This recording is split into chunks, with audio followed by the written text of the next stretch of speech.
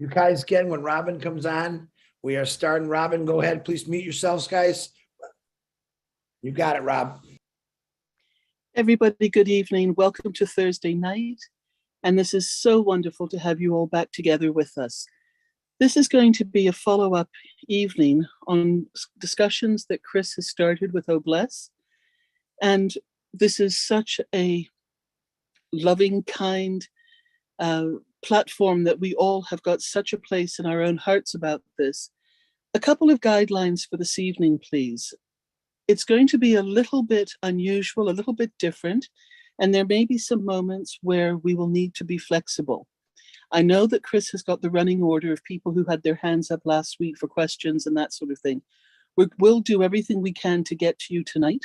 We will not lose the list. If we cannot, it's because we've had a wonderful, wonderful addition to this evening's opportunity and discussion. And so I know that you will be understanding if this is a change and we cannot get to you, but we will then bring you up in the next one. You can always send questions through to Chris or to myself, and we will also address them, in the course of the talking to this. A couple of things specifically, please, with regards to Chris's intent for these Bless discussions. The first one is, this is something to help educate all founders and everybody who is interested in the Bless platform. The companies that are being brought forward to talk to us are doing this from our perspective. The reason why we are asking them to talk to us is to help educate founders, to help educate people to products, services, and needs of people out there who are less fortunate or who are in situations where there are world challenges, financial, agricultural, health, and otherwise. Please do not see this, and please do not think of a company to bring in to use as a legal cross-recruiting opportunity. The company, if we can get them to do a public service type presentation, which means that they will be discussing what they do and how they've done it up to this point, is something that we hope ASH will then be brought into discussions first. And what we talk about here in Bless is not being approved yet by ASH for Bless and for the founders. So please, let's keep this in mind when we are thinking of companies, when we are thinking of people that we would like to bring to address these forums that we're having on Tuesday and Thursday nights. The companies that are being brought forward may or may not actually be an Bless fit. If the individual or the person who is the CEO or the person who's been brought forward to do the presentation or discussion might already be a founder. And as a founder, they will have the opportunity to post their business company link when it's set up in the back office, in the market, or other named areas, where all founders will then have an opportunity to go and inquire and contact and make sales and purchases directly themselves.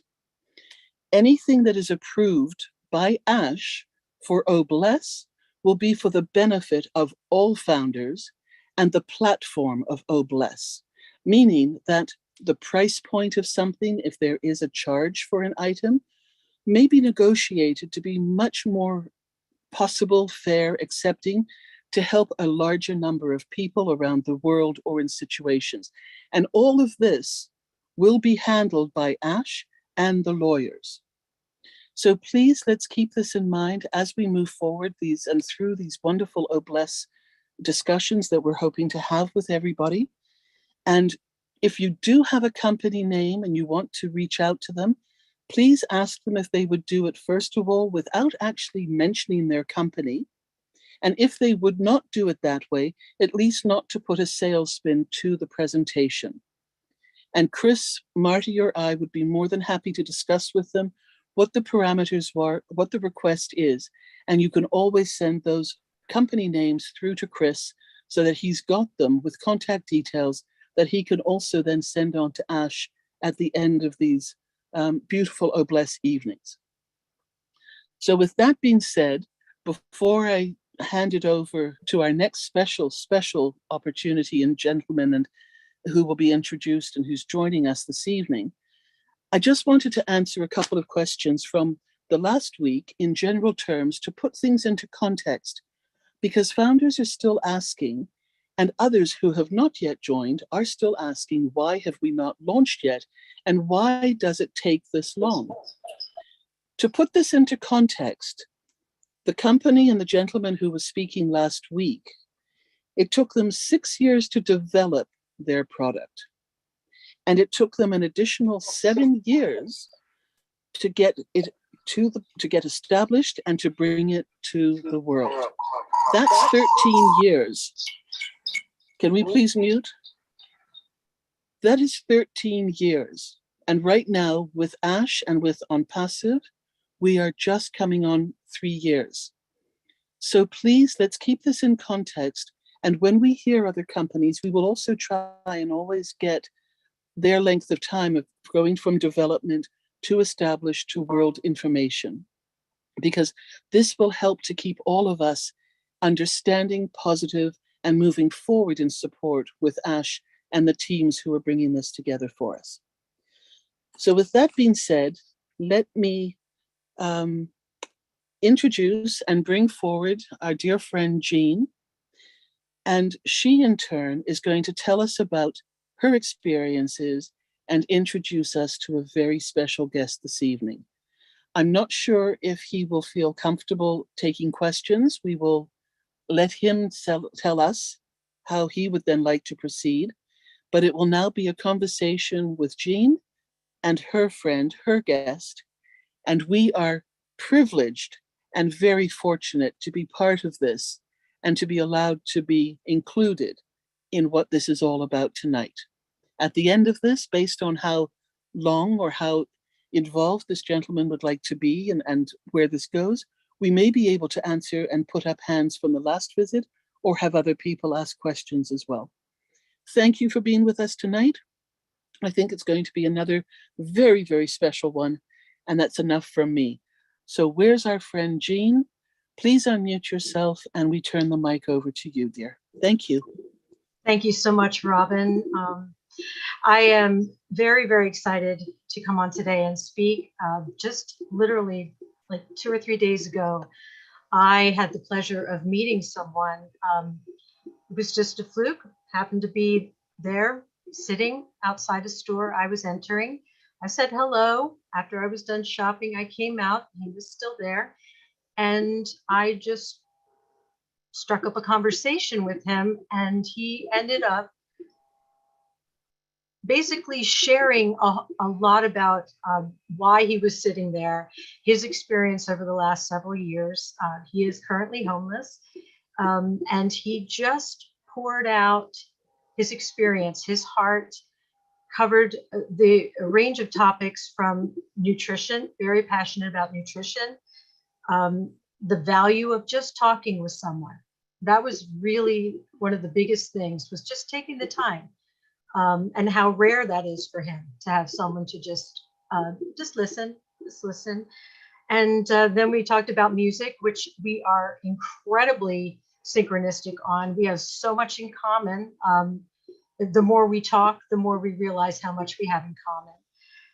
And then we spoke about ideas about in an ideal world where no one was homeless, what kind of ideas did he have for how to improve that? And one of those was a center for people with autism or Asperger's to feel safe, be able to get care in a non-judgmental setting. And that was really profound. And as the more we spoke, the more I could just envision the space that he was talking about.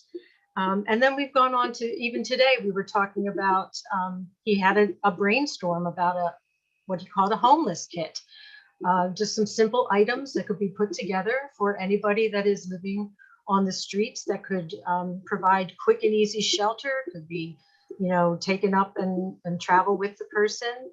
So these are just a few of the ideas. And I immediately told him about On Passive and Noblesse. And I'm just absolutely confident that he is going to contribute greatly to this movement. So without further ado, I would love to introduce my new friend, Mark. I know he is here, and I'm hoping that he can unmute and give a little bit of his experience for us. And Mark, whatever you'd like to talk about, you have so many wonderful ideas. And thank you for joining us. I'm here. Hi, how are you guys? I've had all kinds of things go on in my life. I'm going to be 31 years old next Wednesday, April 27th. I've had almost everything that could possibly happen, happen. I've seen so many things and had,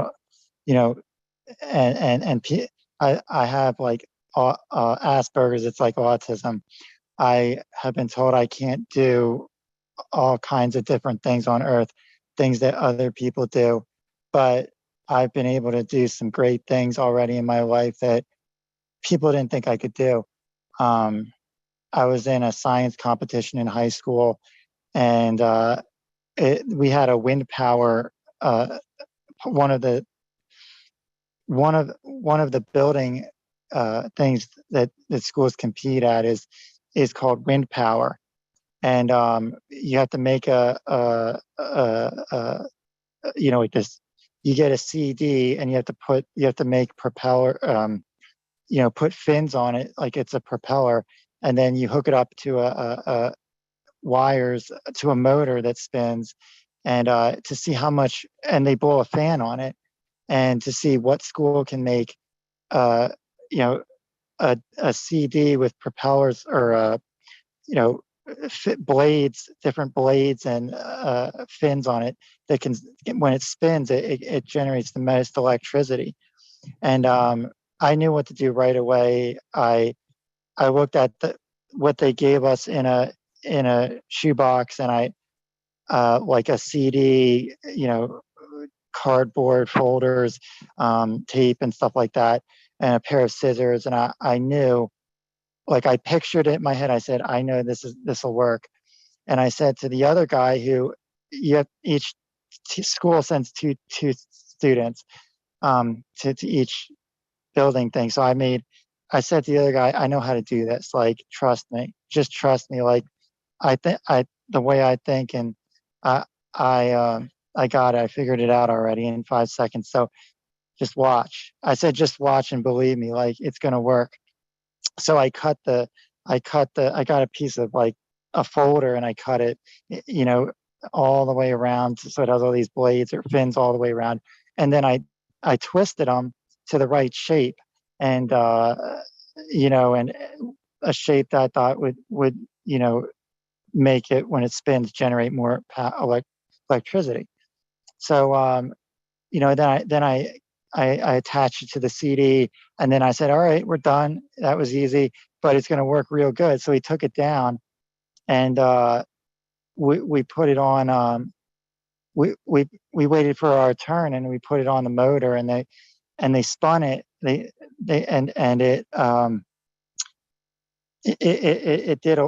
generated a lot of power. So when they handed out the medals at the end of the competition, they said, all right, now for wind power, they said the name of my school, and they said we got first place. And I was like, it only took me 5 minutes to look at what was in the shoebox, think about it. Oh, I know what to do that's going to make it work, and do it. So, but it's a little different. I think differently about things than most people do. And the way I do things is a little different from the way most people do things, but in the end, it works. All the things that have happened in my life, I've had that, I've learned from mistakes. I've made mistakes, and then I learned from it, and I find better ways to do things than the second time than the first time I did those things. And like, I tried to set up a tent, and I'm like, well, there's sticks laying on the ground, so why would I spend all this money to buy a tent at a store when I can just when I go camping, pick up sticks and stick the sticks in the ground so they're up straight or on an angle, and then wrap a sheet of plastic around that or wrap a tarp around that. And I have a tent, and it costs less money. It's costs like nothing. And then, you know, I can make one of those and sell it. You just have 4 or 5 stick rods, or, you know, made out of something that you can stick in the ground, and it comes with the sheet of plastic that if it rains, you stay dry, and you can even make it the shape you want. Maybe it comes with 5 rods, maybe it comes with 7 rods, and you can stick them in there to make a little tent. You can make it stick more rods in to make a bigger tent. It could come with a small heater to put in the tent. And if it's a little, you make it little with only 3 or 4 rods, you can, and then you wrap the sheet around it. You go inside, it's a small space, so it heats up faster. You stay nice and hot and toasty during the wintertime. You can take it anywhere in the world, into another country, anywhere in the United States of America. And then you have other things that come with it. It's like a outdoor kit. And you know, like when I make mistakes, like when I'm camping, like, or anything that I do, I see there's a better way to do it. I learn from my mistakes, and then I do it better the next time. And you know, you know, I think that you know, like I've been told I can't do things that other people do, and people, they told me I couldn't play the trumpet. They told me to stop playing in concerts because you make us all sound bad, until I practiced a lot. After I practiced a lot, it was the opposite. They said, you sound better. My band director said, everybody listen to Mark. He's going to play this part. He's going to play this song, or he's going to play this part of the song, and hear how he plays it. And everybody play it so it sounds the same as when he plays it. And it was the opposite, because I learned from my mistakes, and then I could play the music right, and it sounded good. But I had to practice a lot, and practice a lot, so I sound good. So I think that anybody can, you know, do better, be better, and do great things on earth. You know, just if they do things that they can do that will make them be better, do things better. Like, and then also, like, there's so many people that are told they can't do it like me. And I thought that somebody should start something for people who have autism or Asperger's, where if they, you know, people tell them that they can do the things that other people do. They can drive a car. They can, you know, they can live in a house. They can have a family. They can work full time. They can have really great jobs, and have 3 cars, even if they have autism. And it doesn't matter what other people say to them.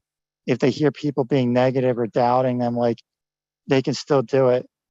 It doesn't matter what people say. And then also, when people come there, you know, there's a template or a way of helping them that's different, that makes it easier to and faster to help them to do those things. And so people see them doing those things, um, and and so they're able to be doing those things that other people do easier and faster, and people see them doing those things, and in a small amount of time. Because I was told, Mark, it's going to take years, and I don't even think, even if you're going to do those things, and I don't even think you can really do those things because you have Asperger's. It's like autism. So, you know, there are different ways. The way I think about things on earth, there are different ways to do things that, you know, like you so you can still do it faster and easier. Like, because I've seen how, like, what it's like all these years, and because I have Asperger's, and I know, like, how I can make it happen faster and quick for other people that have Asperger's or autism, so they can be doing those things fast and quick, and they don't like make the same mistakes that I made. Like I'm still on the street homeless, but like it's easier for me to show them how to. I feel like it'd be easy for me to just tell them like this is what you need to do, and I know it'll work for them, and it fast and easier, like in less time than it would take, than people think it would take them to be doing it, to see them doing those things.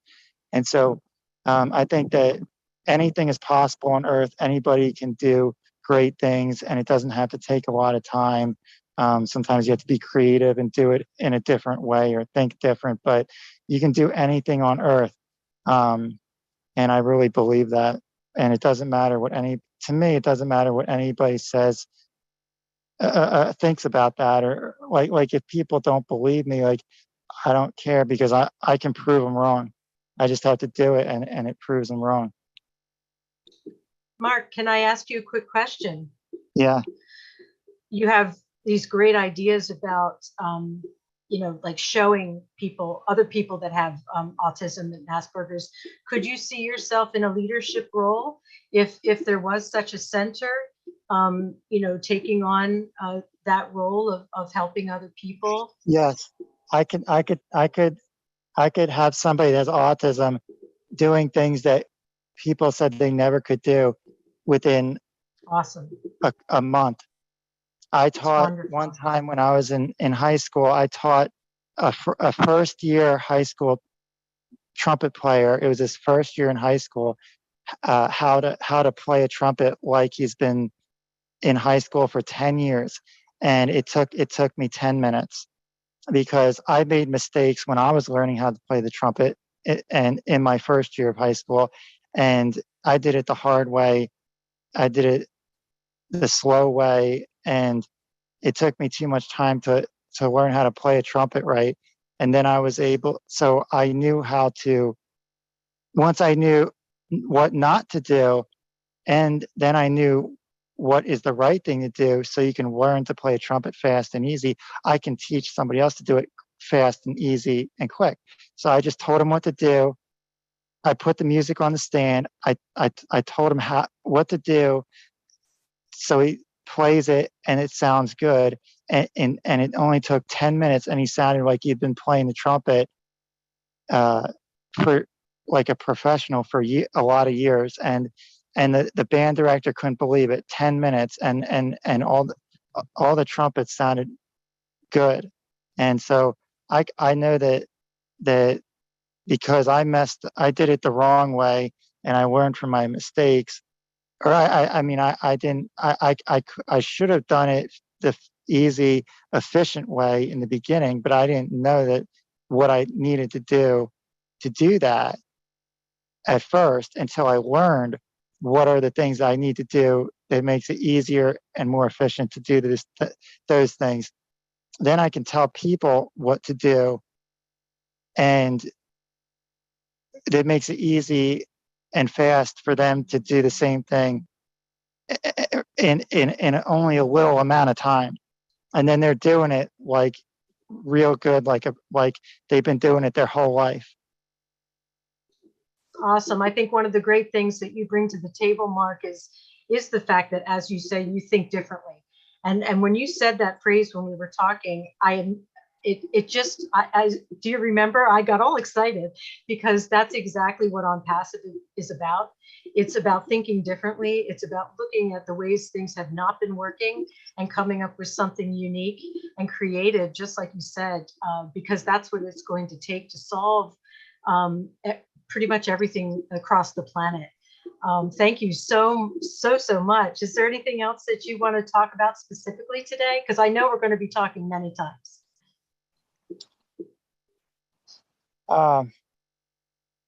Something specific, maybe, that you feel would be really helpful to help other people that are also living on the streets in different scenarios that you've experienced. Well, you like I say, you make a template of, or like this is what you need to do to like when you you make mistakes, and it takes too much time. You don't want to waste other people to waste time like you wasted time, and you don't want them to waste their energy like you wasted your energy. Like efficiency is a really good thing, and making good things happen fast is a good thing. So if you know what to do, like that gets homeless people off the street in only 2 or 3 days. You go up to the homeless people and you say, all right, this is exactly what you need to do, but you have to do what I'm saying exactly, and then you're not going to be homeless for more than 2 or 3 days, and then you're also going to have a job within a week. You're also going to have a place to live. You're going to have a job. See, like it could take. I've had people tell me it could take years to to to to to get a place to live and a job and a car, but um you know, because of my disability and my diagnosis, I'm still working on it. But at the same time, I feel like I could teach people things better than I can do it. I don't know why, but I could teach people how to do things better than I can do it for myself. But I know I can still do these things, but I'm going to do them, and I believe I will. But I know, like, I could just tell people that are homeless, this is what you need to do because I made mistakes, and those mistakes, like if you don't make those mistakes and you just do exactly these things that I'm suggesting that you do, you could have a place to live, you can have a place to work at, you can have a closet full of clothes, you can have a full refrigerator, money saved in the bank, a car within half of a year, 6 months. And but you have to do it in a different way. Everybody else is going to tell homeless people to do it the way that they help homeless people, but there are better ways of helping people, that are makes it faster and take less time and more efficient, but you have to do it in a different way than most people would do it. You know what I mean? I just think that's what I was gonna say, is like that is the big, to me, a big thing to me is like doing things a different way, and doing things a different way doesn't mean that you're doing it that's wrong. It doesn't mean that it's wrong to do things in a different way if it works better in the end. So if you you you you know I like one quick thing for 1 minute. I just a quick story for 60 seconds, and it'll be the last thing I say is that like I say, people have said I can't do things my whole life, and I've always known I can do it. And when I was in high school, I was in a band camp for marching band. We went to a band camp in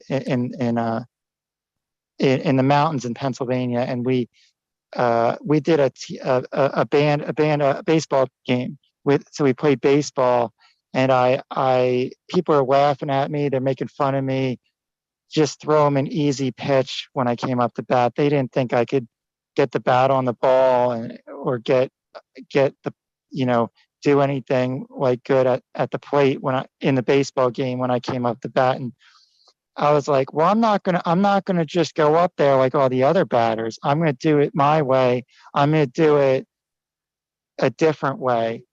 And I was standing behind the batter's cage, and I used that time to pick up 3 bats. And then I took practice swings with 3 bats. Then I picked up a 4th one, and I started doing practice swings with 4 bats. And nobody else did that. Nobody else practiced before with 4 bats, practice swings with 4 bats before they came up to bat. And but I did, because I was doing it a different way. And then when I came after, when they said, when it was my turn, I put the 4 bats on the ground. I picked, well, I held on to one of them. I went up to the plate, and they all said, throw him an easy pitch. So it makes it easy for him. I said, just throw me a pitch. This is Major League Baseball. Like throw me a real pitch and I'm going to hit it. And they kept throwing me easy ones. Finally, I said, just throw me a real one, you know, and he throws me a real pitch, and I got the bat on the ball, and it went all the way out into the grass, and it went past the guy in the outfield. He had to run after it, pick it up, and throw it back in. And I was able to bat some runners across the plate. So, I mean, I didn't just do it the way that everybody else did their at bats, and practiced the practice swings before they came up to the plate. I did my practicing with 4 bats, and you know, my way, you know, the way I would do it. And then it made it easier for me to get the bat on the ball and hit it far all the way out and into the outfield. So, you know, sometimes they do that in Major League Baseball. And I knew if I could see them do that on TV, then I could do it, you know, so, but they don't even do that in they only use a small weight. In Major League Baseball, they only use one small weight. If they don't use 4 bats. But if I was in Major League Baseball, I would use 4 bats to practice my swings, and I might be able to get a homer, like, you know, but most people don't do it that way. They only use a small weight. They put this little weight on the bat, and then do their practice swings before they come up to the plate for their at bat. But I just think that people, me and other people, can do things that other people do a different way, and it still works. Like, in the end, even though you're doing it a different way, or you're doing it your way, then it can still work, and work real good in the end, and you can have success. And you can also do things better than that, do the things that other people do better than they're doing them, or you can do things that other people don't do. You can do things that other people have never done before, that you can do because you're doing it a different way, and you're thinking a different way. Absolutely. Oh, Mark, I'm so glad to have you on our team. I hope you can come to all the meetings whenever you're available, because your ideas are fantastic, and it is going to take thinking a different way, and that creativity, the way that your mind is always working on solutions and thinking completely outside the box, which is what we're about. So I just want to thank you so much for coming on, and it's been a total pleasure getting to know you more and more, and I cannot wait to hear you play the trumpet. And thank you so much for coming tonight. Mark, this is Robin, and I would like to say thank you so much for joining us here this evening. Would it be all right if you and I have a bit of a conversation and I ask you a few questions? Would that be all right with you? Yes, you can. Mark, what we would like to try and do, and you speak so beautifully, you speak so perfectly in how you are expressing yourself. Would you help us to understand from your perspective what it is like living on the street? You mentioned that when you first started to talk. Can you help us and do that if it doesn't hurt you very much? Yes, I've been homeless for 11 months, and I don't think about it like I'm homeless, because I can listen to music, and music sounds so good to me, and doing things that are good things, eating healthy food, and listening to music, you know, makes me be okay and not think about it like I'm homeless. Like I still feel like I'm living in an apartment because there's so many good things I can still do when I'm homeless, and they make my days good. And you know, but who's gonna, again, I'm doing homelessness a different way. I'm doing homelessness my way. Most people aren't going to sit there and do the things that I do. Um, yesterday I was laying at a park, and on a blanket. The weather was good, and I laid there the whole day listening to music. And everybody was looking at me like giving me weird looks, like they thought there was something wrong with me.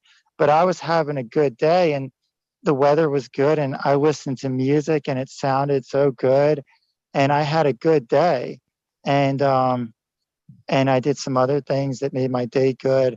But everybody, that's my way of being homelessness and still having good days. But everybody looked at me like, look at this guy, like, you know, like it's this guy doesn't look like everybody else at the park, and he doesn't even look like a homeless guy. He looks like it's something different about him, like it doesn't look normal or something. I don't know. But like, I don't know, I was having a better day than everybody else at the park. Oh, that's wonderful. That is so wonderful. Your attitude, your way of looking at things. You're looking at it with a glass half full, aren't you? Yes. And And you're I being know, positive, and you're being positive with it all. You're helping us to understand. You're teaching us a lot of things with what you're saying. May I ask you just a couple of other questions? yes. Again, if it's not too painful, are you able to tell us how you ended up being in the circumstances and being on the street as you are now? Because then I'm going to ask you after that, if you would tell us, what would you want to see happen, or how would you help others help you to change what's going on right now?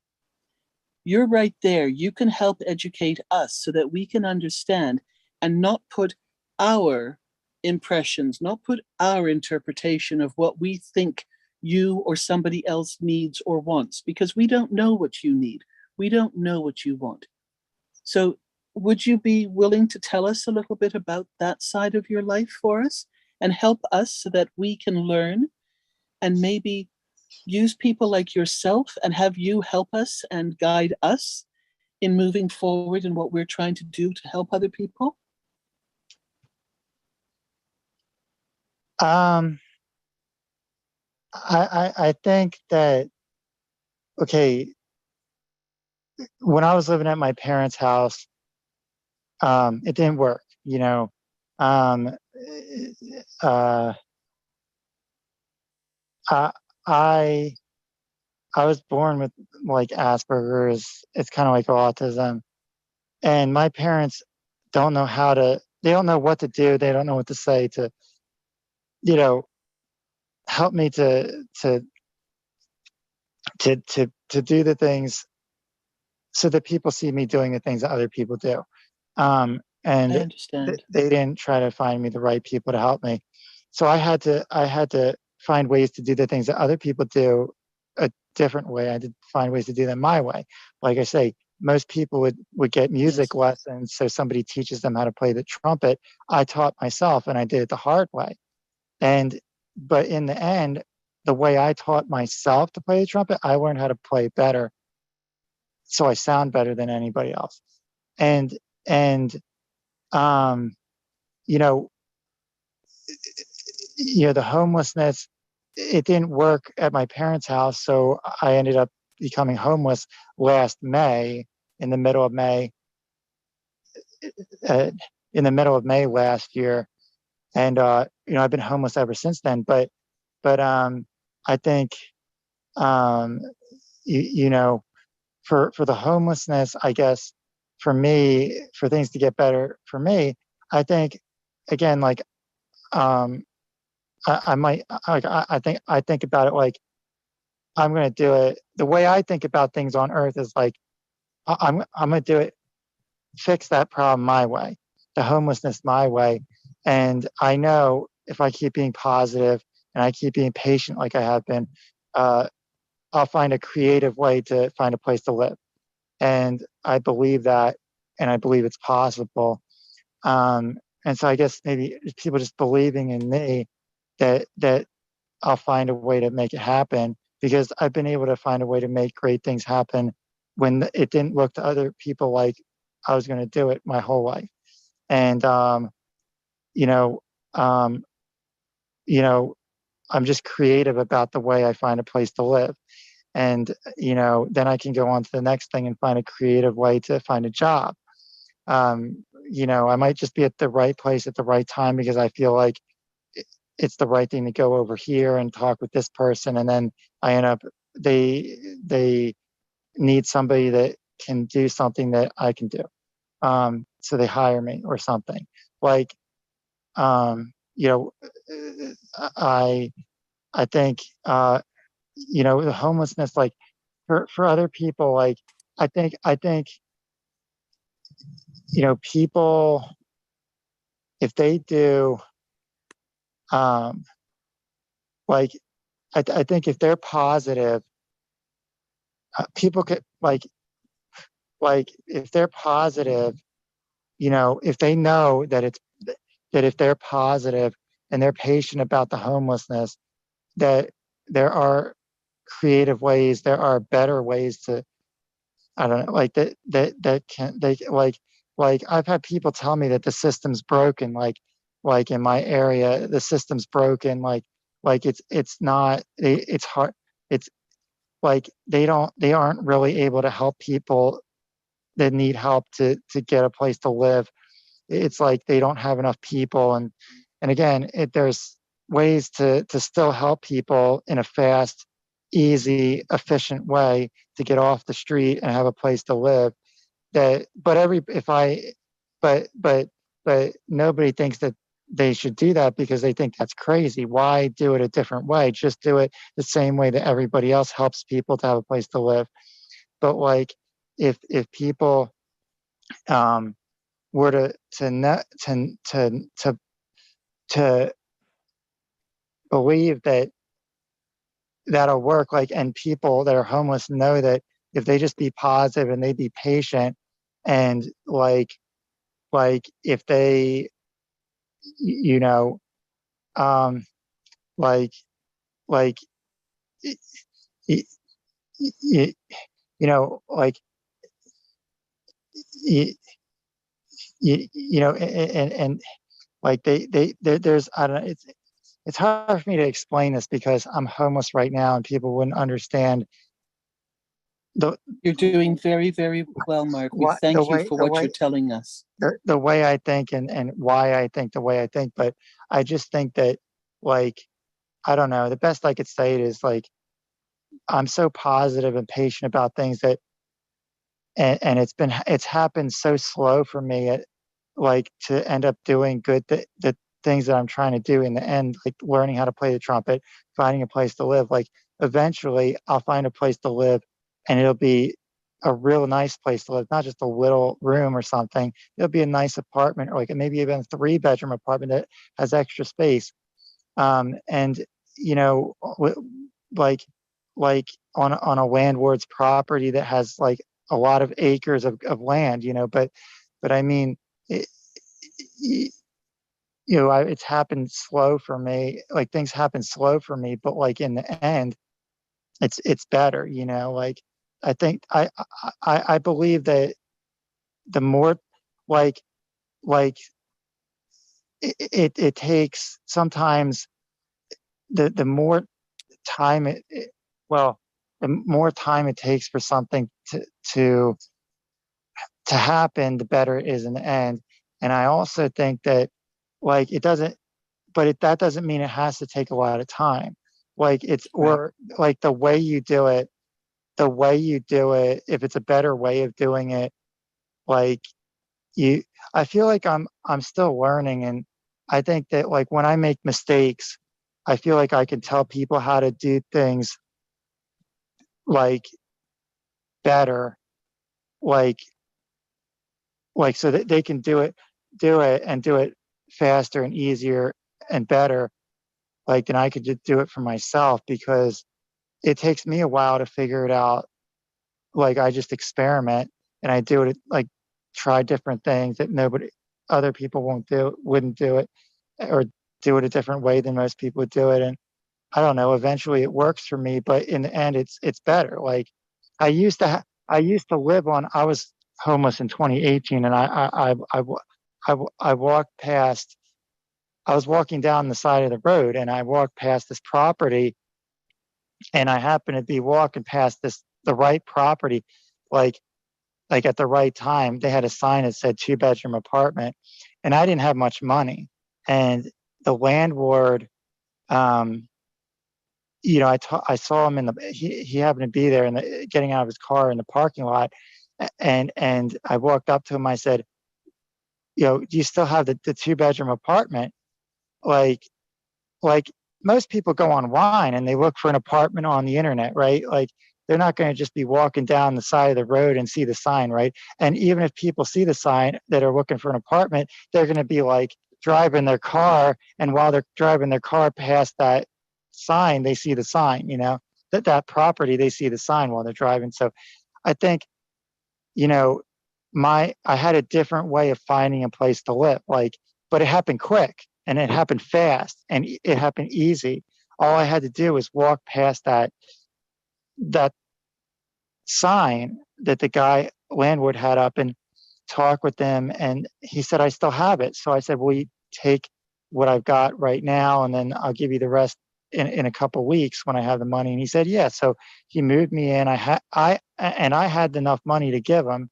He only was going to, whoever signed the lease for that 2-bedroom apartment, he only was going to ask for like a cheap amount. He only wanted a cheap amount for a 2-bedroom apartment because the property's old, the apartment building is old. He's getting ready to sell the property because they've been living on the property for a lot of time. So I ended up real easy, real fast, finding a property I could sign a lease on just by walking past it.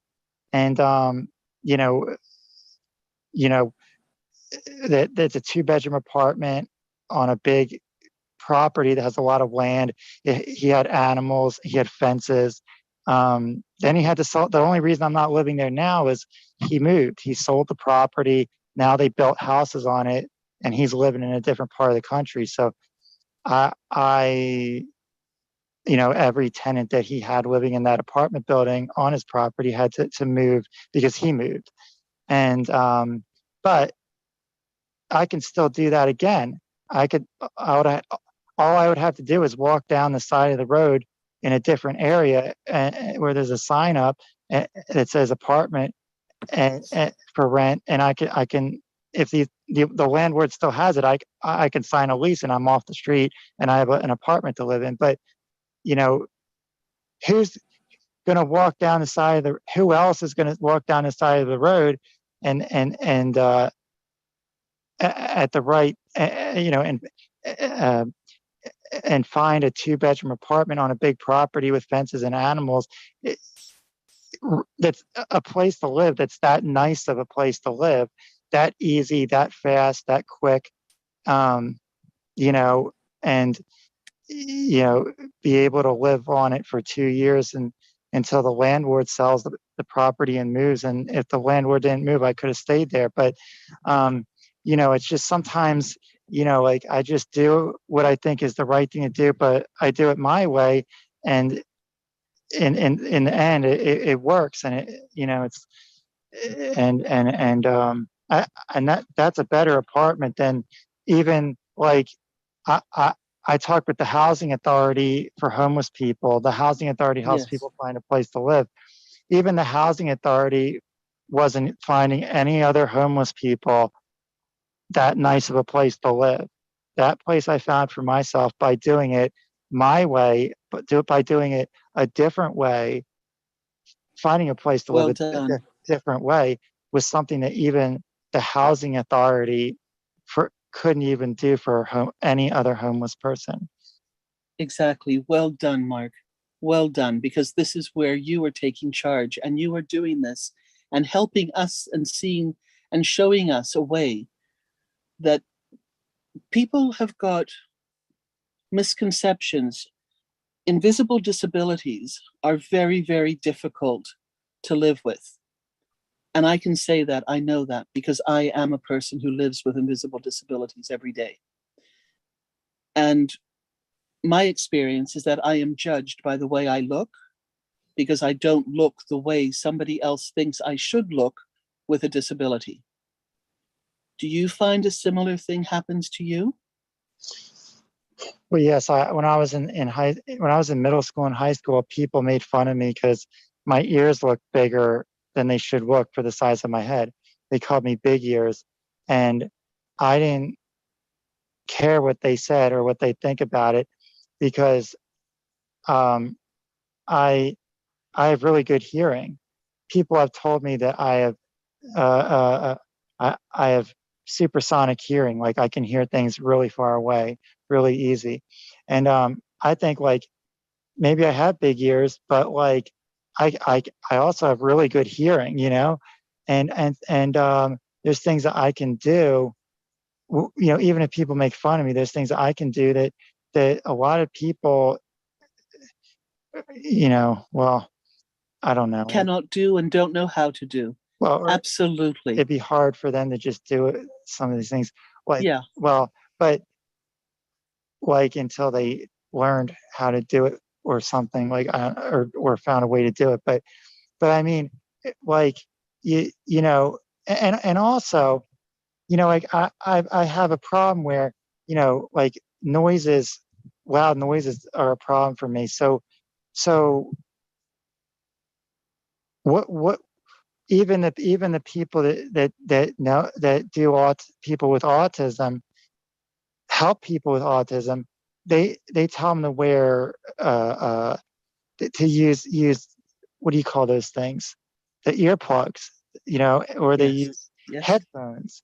Well, no, Mhm. why use that? Because I can, they don't work for me. I can just pop a make something out of like solid steel, or that has a soft, or something that's really thick, you know, weighs like a lot of weight, that blocks out all the noise and sound, and put something soft around it and stick them, but it's real soft, you know, and you stick it in your ears, and because it's soft, it's not going to hurt your ears, but inside of that soft coating, inside the soft coating, you've got a real heavy thing, that ball that blocks out all the noise. So, you know, and people can use it, you know, You're an inventor, Mark. well, You're well, an inventor. You but see things. You've got ideas. You're parallel to what our CEO does and thinks, and how he is wanting to do something uh, bigger and different. And you've got that inventive spirit. You're thinking things outside the box. but I You mean, are helping so many people, not only through what you're saying tonight, but how you think and how you project that out into the people around you. May I ask you, do you have friends where you are? Do you have a community of people that you trust and that you can talk to and share your ideas with? I know a couple people, but where are they to help me when I need them? Like, I'm I'm I'm out here. Now I know, oh gosh, I'm sorry, forgive me. Gene, It's all right. but It's all right. uh, uh, but I, you know, where all these years, where's everybody been? Like, nobody. I wouldn't still be out here on the street if there were people doing things to help me to get off the street. So, I um, understand. And I'm so it, sorry. I wasn't fair in my question to you. I was being a little bit, I was not specific enough. Where you no, are and what you are doing now on the street, it's okay. do you have friends on the street that you can talk to, that you No, spend time with? I don't. Or no, you spend a lot of time alone. Is that right? Yes, Do you but have an option? Do you have the choice to go somewhere at night to sleep on a cot or a bed inside under a roof, or do you choose, or do you have to stay outside? No, I don't have anywhere I can go. To sleep on a bed or cot. I've called every single phone number that exists that normally people call to find a place to sleep, to get help, to have a place to sleep in the county, for shelters, for all different Yeah. kinds of places. They're just all those phone numbers, those kinds of places in my county to help people aren't doing anything to help me. So Are they scary places, Mark? no, Are they're those not. places scary? Would you No. say to somebody, if they needed to leave their home or they needed to go somewhere, would you recommend them to go to one of these shelters to get the help if they can do that? Or I are you think afraid to go to a shelter? Or are you afraid to go into those places to ask for help? it depends on the person. It depends on what's going on with people. You know, I think that one of the problems with like my county, not just in my county, but counties all over the United States of America, is that they do it the same way. They help people the same way for everybody. So Right. so they don't think like this person, what's going on with this person is a little different from what's going on with that person. Like they think everybody's the same and they just do the same things to help everybody. Like they do it the same way for everybody.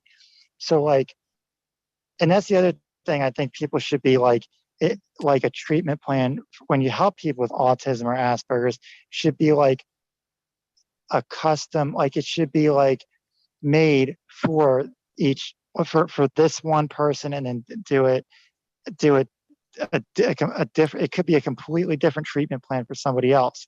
Right. Even if they have the same like autism, they both have autism. Like there's no two Yes. people that are the same. So I think for me, I don't think I would take a shelter bed if one of these homeless shelters had a bed to give me. But so far, I haven't found one that has a bed to give me. But I even though I understand. would take it, that does. Even though I would take it, that doesn't mean I can't. I wouldn't be able to find a way to um No, to that wouldn't stop you. That wouldn't stop you from doing like I what say, you want I to can do. stick, And yeah, I can go in the woods and stick 5 sticks in the ground and wrap a sheet of plastic around it, and I've got a better tent than if I go to a store and buy a tent. yes, So I feel like I'd be okay out here on the street. Not that it's good to be homeless on the street, but I can find ways to be okay until I find a place to live. And there's other homeless people who can do the same thing. Not that they have to do the same thing.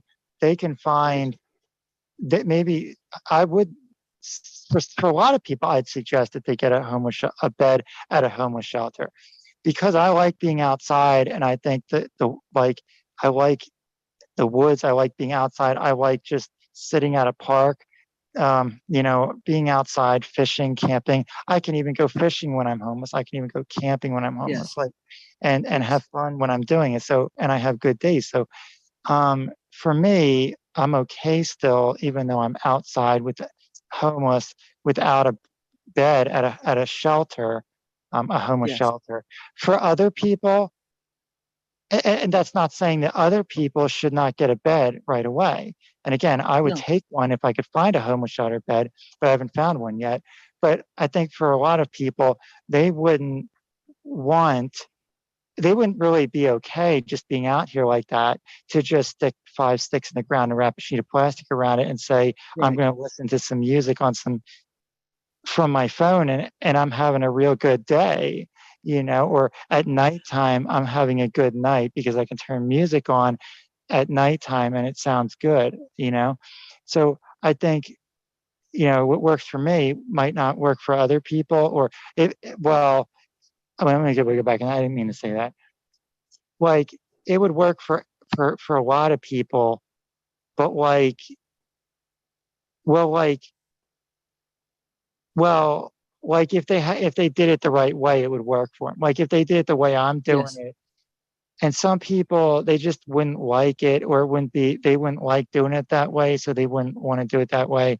But that's their choice. Like they don't have to. But I don't know. I just think for me, I do things the way I do it, and then okay. eventually it works. It works in the end. Now, let me ask you this. With all that you've done, with all the experiences and how you are doing things and adapting so well, because you choose to, you know you have options, but you are creating the positive in your life right now in the situation that you are in. How would you help others to adapt? And how would you help others who are not as adaptable as you are? How would you help them accept or change the way they think to be more positive like you? I'm brainstorming here. If I thought about it more, I could think of better things. But I mean, I think just the first thing I thought of when you said that is, you like I say, you just like I learned from mistakes, so I know like these are the things that people can do. So I think when Yes. people, it's like you make this like template, or you make this like blueprint of this is what people can do, and they're exact things that, so it's exact things that they're the right things that the right people, so it's the right people doing the right things at the right time. And you know, the right people doing the right things at the right time, and then it makes that makes it happen. And so like if you have a blueprint, and it's like, this is, if you show people this works, and show to people this works, and you see how it works for other people, and then that makes them believe that it will work for them. And then if you do these exact things, and the exact way that some other people that have done it, then that I could show how to do it, then they can then the other people would see that other people would see that other people can do, that it works for them, and then they'll want to do what they Right. do, those exact things, the same exact way, and at the same, like, the right, so they do it at the same, like, fast, and say the same, the exact same time, but like, I mean, like, just so they do it fast, and it's easy, they do the right things, and the right way, and do it fast, and easy, and it's like you kind of give them a blueprint. It's like it makes it easier to do something fast, that makes it happen, something real great happen, but quick. And you And show the people that it worked for other people, and if it worked, they see that it yes, worked for other people, they probably believe it'll work for them, and they'll say, oh, I want to do that because it's going to make me better, fast, and easy. absolutely. The repetition of getting getting it in operating order, as you say, faster and faster, it would generate more and help more people. All right, here's another question for you. Are you getting tired? I don't want to tire you out. No, I've got enough You're energy to wonderful. So you don't mind talking with us a little bit longer? I'm okay. Yes, I'm All all right. right. Mark, if may I ask, what city are you in? Where are you in the States? Right now I'm in Phoenixville, Pennsylvania. Okay.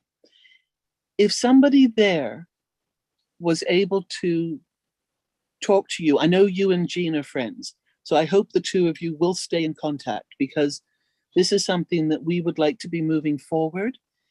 Would you consider helping and talking to people when this starts to go a little bit further into the next steps?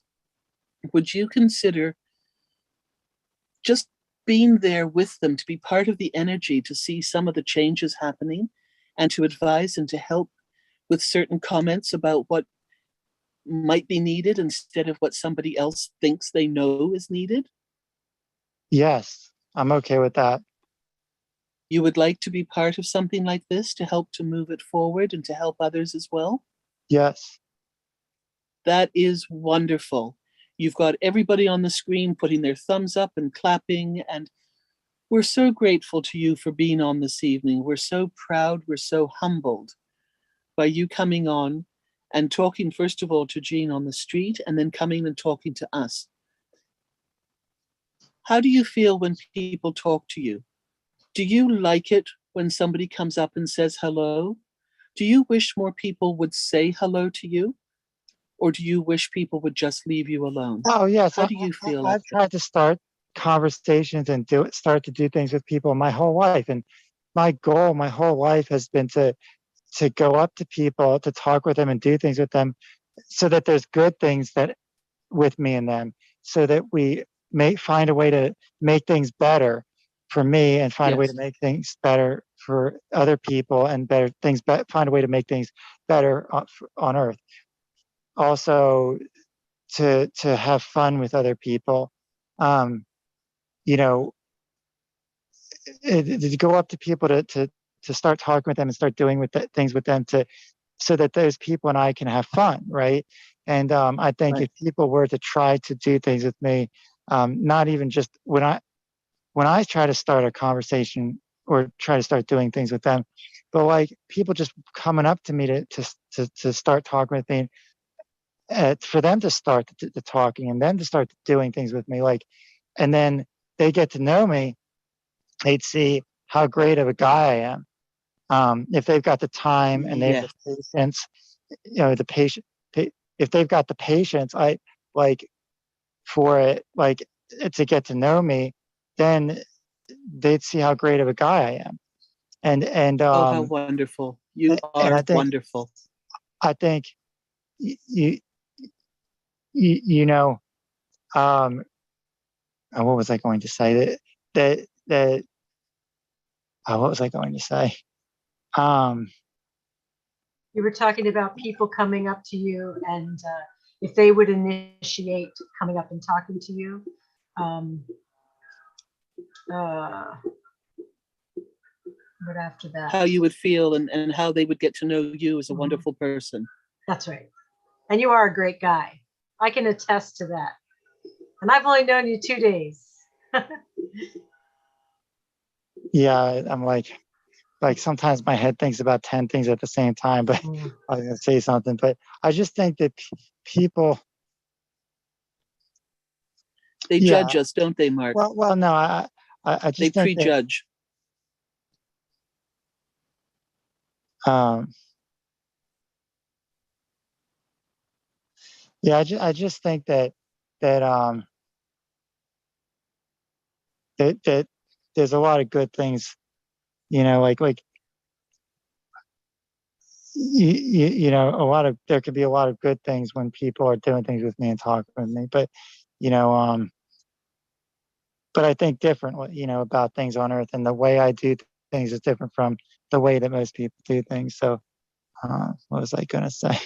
Oh, there's something, but anyway, it's about the same as like a lot of what I was saying. It's just me being me. Like I think it, like one of the things I was gonna say like 2 minutes ago is just positivity. Like it's like I feel like I have a lot of good energy that is like contagious, that people, um like I feel like really confident, like that I can do great things on earth, and I know I can do great things on earth, and I think that other people can too.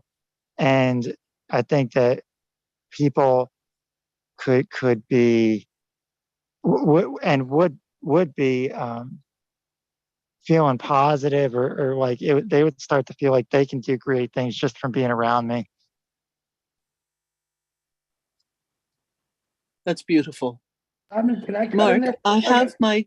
have my colleagues on here as well, and we have many other founders on here who are just so very touched by what you're saying and how you are talking to us. If you still have a few minutes, we probably have six people who have got their hands up to ask a couple of questions. But would it be all right if I hand this over to my colleague Chris? He has a couple of things he'd like to talk to you about. And then we'll come back. And if it's all right with you and you're not too tired, we will ask some of our other guests on here tonight if they would like to ask you one or two questions. Is that Okay. all right? Yes.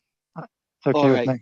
And if there's anything that's too personal or you feel uncomfortable about anything, you can just say, I prefer not to answer. All right. We're not here to put you on the spot. We don't want to cause you any pain or any other. Well, I Um, remembered on that. I remember what like I was gonna say a couple minutes ago. Like I I was gonna say like when you said, do you like if people were to walk up to you to start talk with you, like would you think that would you want to talk with them? Like I feel like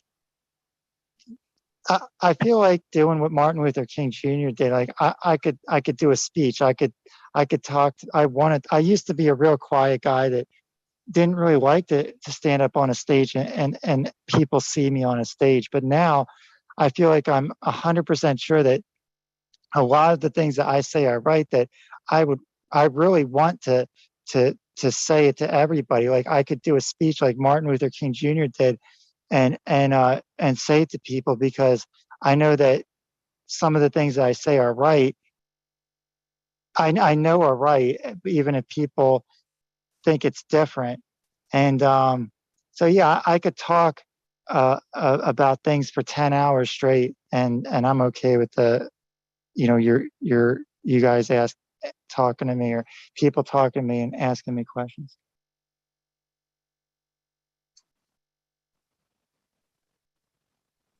Robin, can I ask a few questions and I'll go to these hands? Oh, do we lose Mark? My name is Chris Johnson. How are you today, sir? I'm doing good. Good, Mark. Number one, man, I give you a lot of respect, man, because what you're going through, and like I said, most people don't understand symptoms that you have or illness, however you want to say it, because they're just not educated, Mark. And we're looking for people that are educators, and I believe I'm talking to one right now. I do have one. I want to ask you a good question, a little personal. What can you say to there? We have 200 and some people on this this Zoom right now. We have multiple YouTube channels sharing this. What can you say to the people that maybe have children or family with the same condition? What can you say to those parents where maybe about education, so maybe their kids maybe don't end up on the street or are able to help more people? What's the message you'd like to give to those parents out there that may have the same conditions? Anything is possible. Even there's nothing wrong with doing things a different way. There's nothing wrong with fixing problems a different way. It can still work and work better. Like in the end, anybody can do great things on earth. And I think, diet, eating right and exercising right is good. And, I think that eating, that there's a better way of eating than even dietitians would teach parents and their kids. Like I went into school and they taught that we had a dietitian come in to the school when I was in school, and they taught, it taught they would teach all the kids what this is the healthy way to eat and things how you should eat, and when you grow up, like make sure you eat as the best you can, eat like this. But most dietitians in the United States of America don't know, and I think in the world don't know that there's better ways to eat so you're healthier than anybody has ever eaten, than ways that people have ever eaten in the history of the United States of America and in the history of the world. And why are they still selling candy in stores and soda and chips? Take all the candy out, all the unhealthy things. Take the soda, take the chips, all the sugary things out. Don't sell chocolate cereal. When kids wake up and they have to eat breakfast, have them drink a smoothie, drink like some glasses of water, some real healthy things. And then they'll do better on their tests when they go into school. And you you know there's like like why would stores, like stores, all the food stores why do stores sell all those unhealthy things, and why do people buy it? In my head, the way I think about it, food is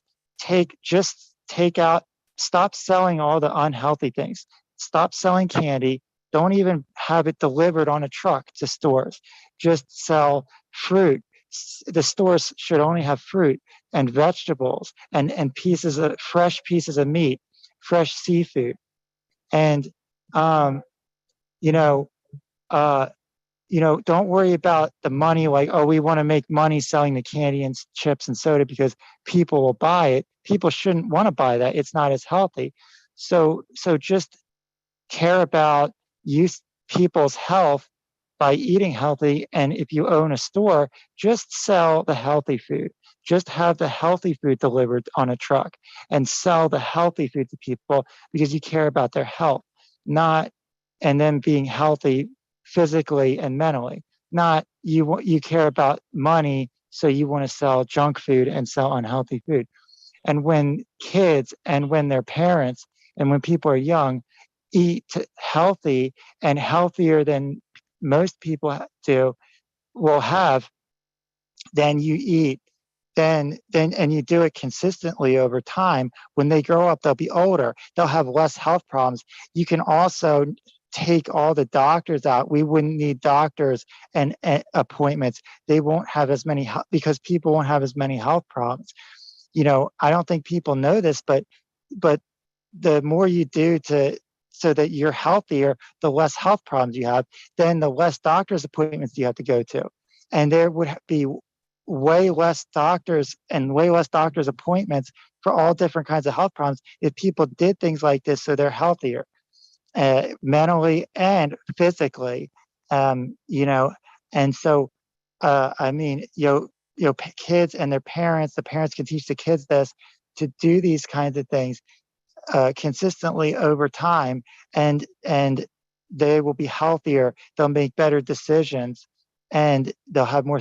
Well, it'll make it it'll make it easier for them to do great things on Earth because they're healthy physically and mentally. They feel healthy physically and mentally, and that helps them to be able to do things that they need to do better, and also, like, they might live to over 100 years old too.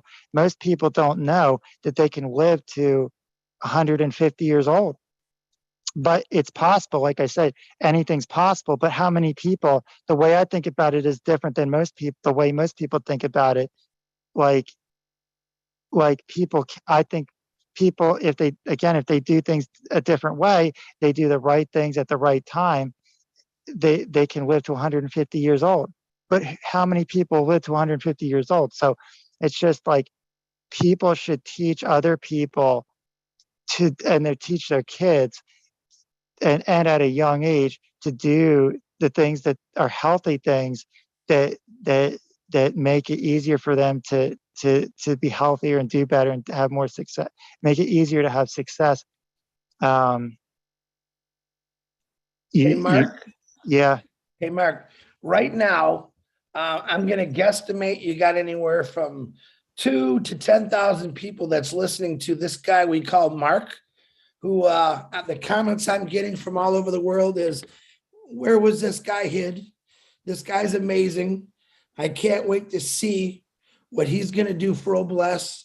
I can't wait to see him change the world. Mark, how does that make you feel right now?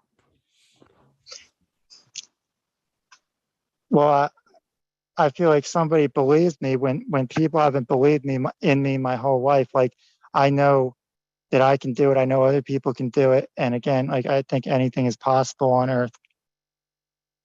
Mark, we all believe in you, brother. You now have somewhere where you can help people through Obless, through these webinars. I'm extremely happy.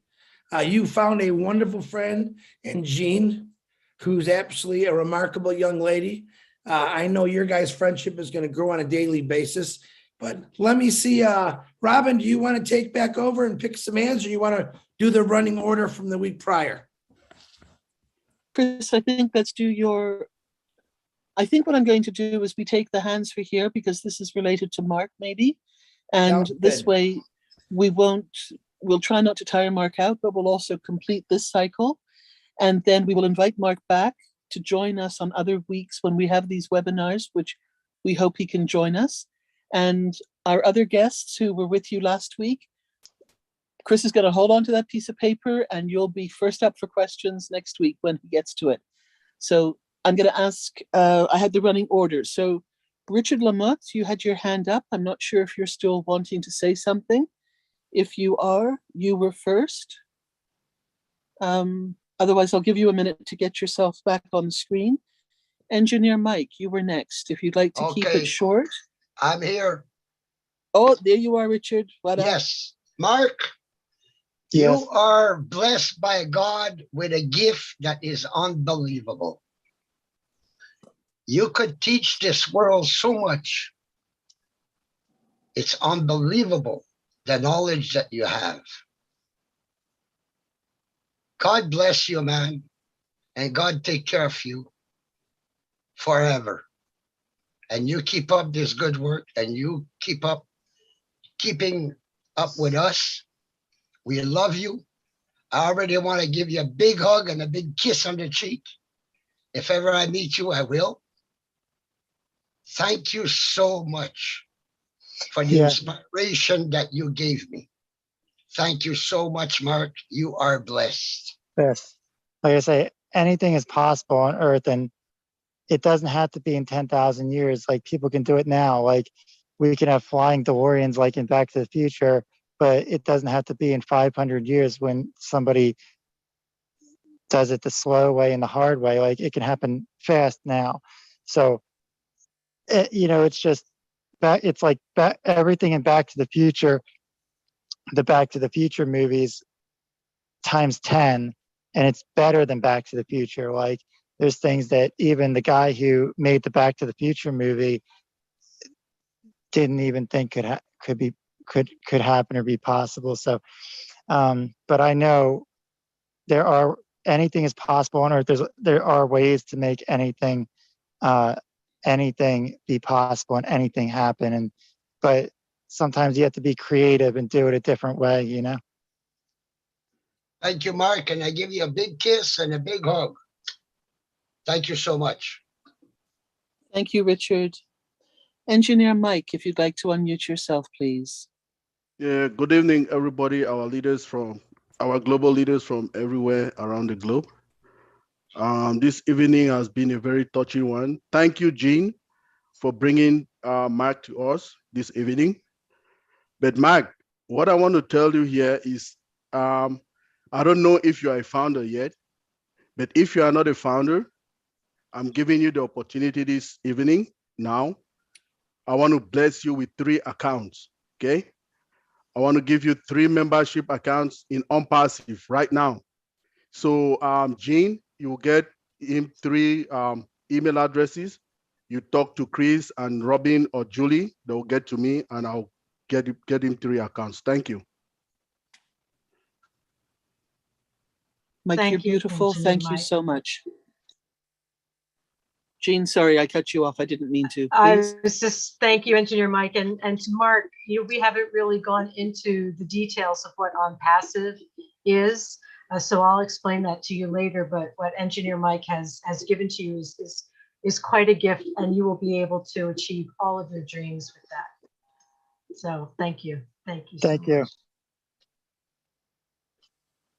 Kathy, if you'd like to unmute yourself, please. Thank you, Robin. Can you hear me? Oh, yes. Okay. Hi, Gina. Thank you for bringing Mark, and hello, Mark. My name is Kathy, and I've been working with people with autism for years and years. And one thing you said tonight that I really would like to ask, if it's okay with you, you said that your parents didn't know what to do. Is that it, or get the help that you needed? Was that what you said? Yes, they didn't know what to do. Like, all they would see.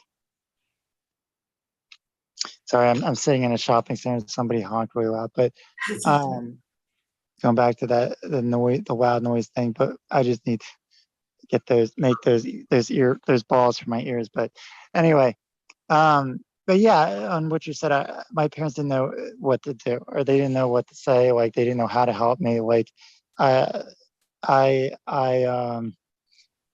they would just see what they see going on with me, but they don't know what to do. They don't know what to say.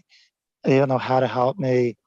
And, you know, so I had to find a way to do it myself, figure out how to do it myself. And nobody in the schools did anything, they didn't do anything to help. Some of the people in schools didn't know what to do or what to say or how to help me either. Like, they just see what they see, and some of them reacted to it. Some of them in a not good way. Some of them just like, yeah, I just never really was able to have the kind of help that I needed, and like the right people doing the right things at the right time. Mhm.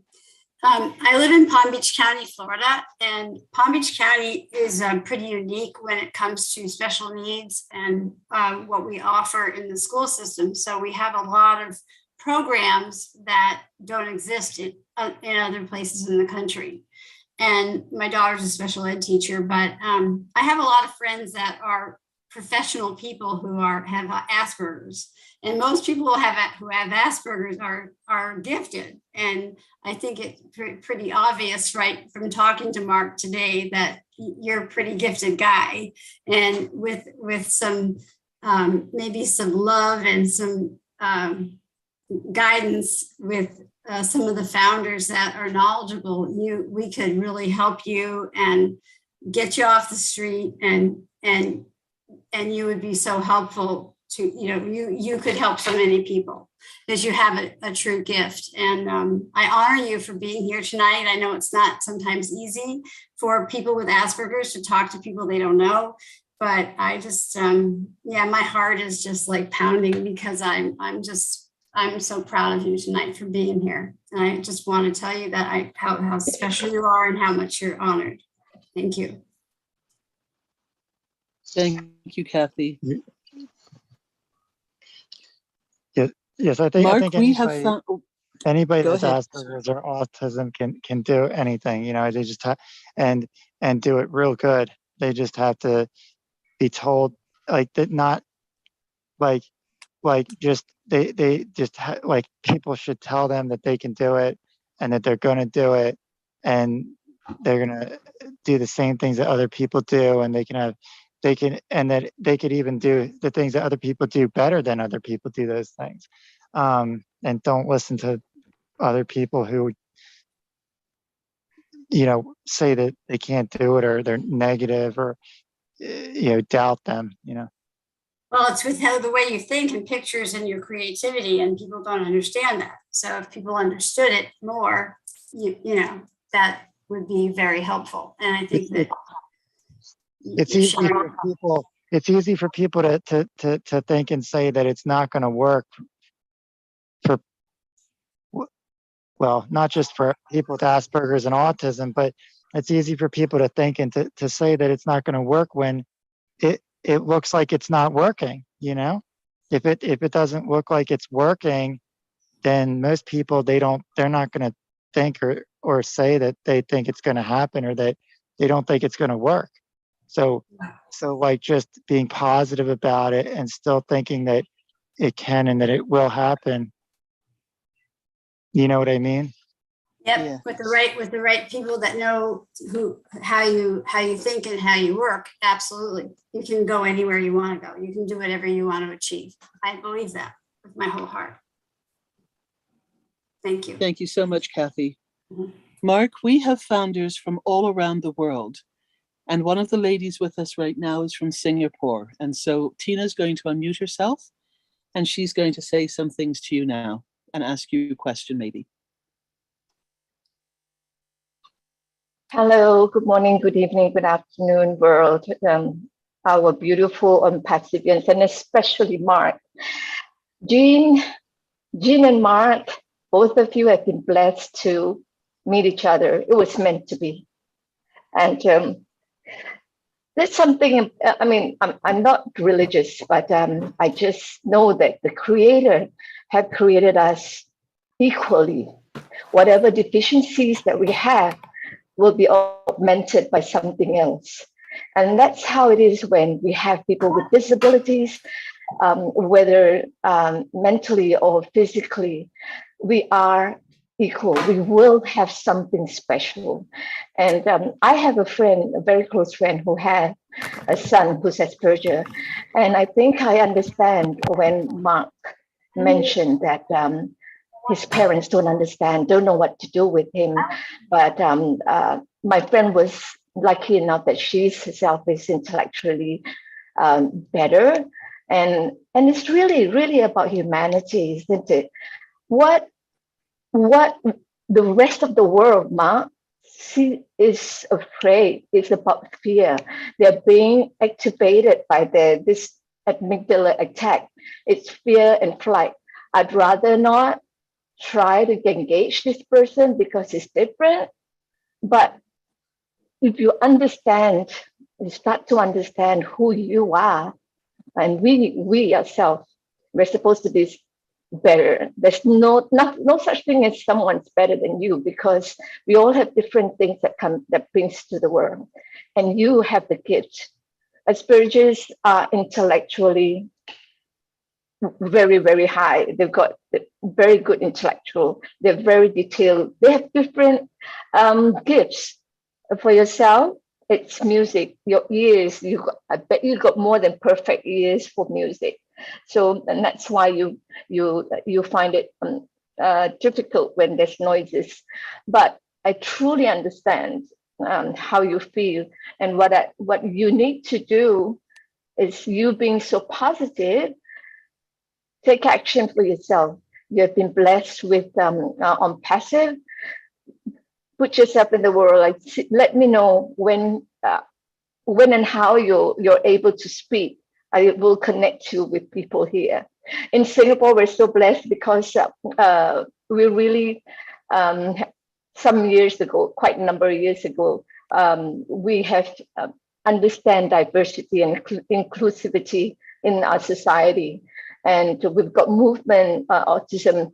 This friend of mine, whose son, he's about your age actually, he's leading in the association, the Autism Association, and going out there to speak in any platforms and let people understand who Asperger's are really like. And he's got himself really, I've had conversations with him about work when he started, when he got his degree, and what he loves. I said, I can't help it. Numbers are my innate. So I said, hey, which means to make a very good compliant, to be an auditor. And he got his job. So it's about you understanding what your gifts are and go out there and say, hey, I may be different. I may not be socially inclined with people, but I know where I stand, what I can give to the world, isn't it? But when you go into an interview, a work interview, you tell the person that said, I've got something to contribute to this company, rather than, oh, I need a job. Can you give me the job? Right? That's what I have to say. That's go what I out there. told I got some jobs before, and I went in there and to the job interview, and I said that, I said, like, I really think that and believe that I can do this work. And I'm going to do I know I can do a better job at doing it than anybody else that you'd hire. And you tell me to sweep the floor, and I'm going to sweep it 10 times better than you thought I was going to sweep it. You know, there's not going to be a dot of dirt anywhere or a dot of dust anywhere. I'm going to get every crack. I'm going to get every corner of the building, and the floor is going to be shiny. And then I'm going to mop it, and I'm going to mop it 10 times better. The whole floor in the whole store, I'm going to mop it 10 times better than anybody else that you hire. And you know, it's a different way of doing it. Most people are just, he says, sweep the floor. They're just going to pick up the broom and the dustpan and sweep it like, you know, most of it, or a lot of it, but they're not going to really get every dot of dirt and every dot of dust in the whole store, you know, and go into the office and get the office, sweep them off the office, and then go and get the trash every trash can in the building and sweep and mop the backs, the stock room, sweep and mop the whole entire store, and then vacuum the vestibule, like vacuum the rug that's in the entrance of the store, and the whole floor everywhere in the whole store is shiny and clean. Like, and again, it took me a lot of time to figure out how to do it like this, but I was able to learn ways by making mistakes of being able to do all of those things, cleaning things in a fast, efficient, easy way. So when I started working, it took me the whole night to do all the things that were cleaning things. Then by a year later, I can clean the men's and women's bathroom, sweep and mop the whole entire store, sweep and mop the office, sweep and mop the stock room. I can take every trash bag out, put a new trash bag in, do like vacuum the vestibule that's in the entrance of the store, every cleaning thing, put a bucket up on top of the shelf. So if it rained, the water drops from the leak in the ceiling drop in the bucket. Everything is done in about an hour and a half. And then I have 4 hours left.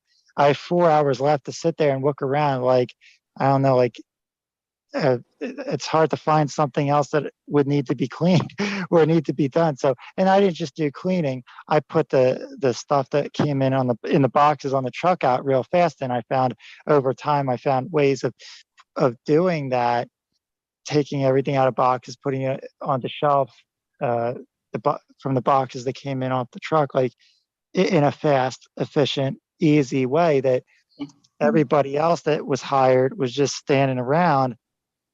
And that's another thing that I haven't said on here tonight is that I think people, they use a lot of their time, like when there's things that need to be done, they use too much of their time talking with other people. Like sometimes you shouldn't, when you can be doing work, like use that time to just do work. Don't talk a lot. When I was in marching band, people would stand around and talk, and then they wasted time that they could practice better. And so the performance is better when we go to a performance. Like when I was working at that store, I doing the cleaning and everything else there, they would stand around and talk about the movies that they went to that they thought were really good movies with the other people that were working there, other employees that were working that night. But while they're everybody else that's supposed to be working is just standing around talking. I just kept working real hard, and I was able to get everything done real fast. I cleaned everything. I got a lot of the boxes that came on the truck opened, and I got everything out real quick. I was able to put everything out, make it look good on the shelf. It's nice, neat, organized. It looks straight on the shelves, on the racks, on the hooks, in a fast, easy, efficient way. And it would have taken, even if the other employees weren't talking on the clock when they're supposed to be working, they still wouldn't have done it that fast and that easy and that efficiently. So there's ways that I found to do the kind of work that I was doing in a fast, easy, efficient way. And if it works for me, then it'll work for the other employees. And when a boss or an owner of a store has all of his employees not talking on the job, and they're just thinking about and doing the work there that needs to be done, and doing it how it's supposed to be done in a fast, easy, efficient way, then you make more money. You can make more money. I used to work. I also got a job at a produce. It's kind of like a fruit and vegetable stand, and they were making how much money they were making when the customers bought what they came in and bought. But when my boss said go and get these kinds of vegetables and go and get these kinds of fruit from the refrigerators and bring them out, and he didn't say bring it all out, but I brought it all out and I made it look nice and neat, and so it's like easy to see what's there, and it's straight on and everything and fresh, and I still checked it to see that everything's fresh, and then and then what do you call it? But I brought all of it out. And then because people saw more fruit and vegetables that are fresh, easy to see, and when they come in and shop, like they bought it. And that means my boss can have more delivered sooner. So that he can order more sooner so he can sell it sooner and make more money sooner. You know what I mean? And Yes, so, absolutely. Yeah. like I said, Mhm. great things can happen fast, but it doesn't have to take a lot of time. Like you just do the right things at the right time and do it fast, and it can be easy. There's ways to do these things easy, but the only reason I stopped, well, I also, like, I did all these different kinds of work at the art, well, it was an art and craft store, but they closed it down. Now it's not open anymore. And then I had to find the fruit stand, and then I was so tired after working there for 4 months full time, like it was a 60-hour job that in 2018 I couldn't even keep going because my body couldn't do it. But had I had a kitchen, I could have been making myself some fresh salads and cooking salmon on the stove, and making fruit. And you're a chef as well. Oh You're a yeah. Yes. you're a Healthy musician chef. and a chef. When I You've say Yes. got chef, hidden talents. like I said, the same thing goes for food. Like I'm not really a chef. Like I teach myself how to cook, but like the trumpet, in the end, eventually, once I learn how to cook, I'm going to be better at cooking than most people are. And I would cook things that most other people wouldn't cook. But when people see it and they try it, they're going to want it every day because it's so good.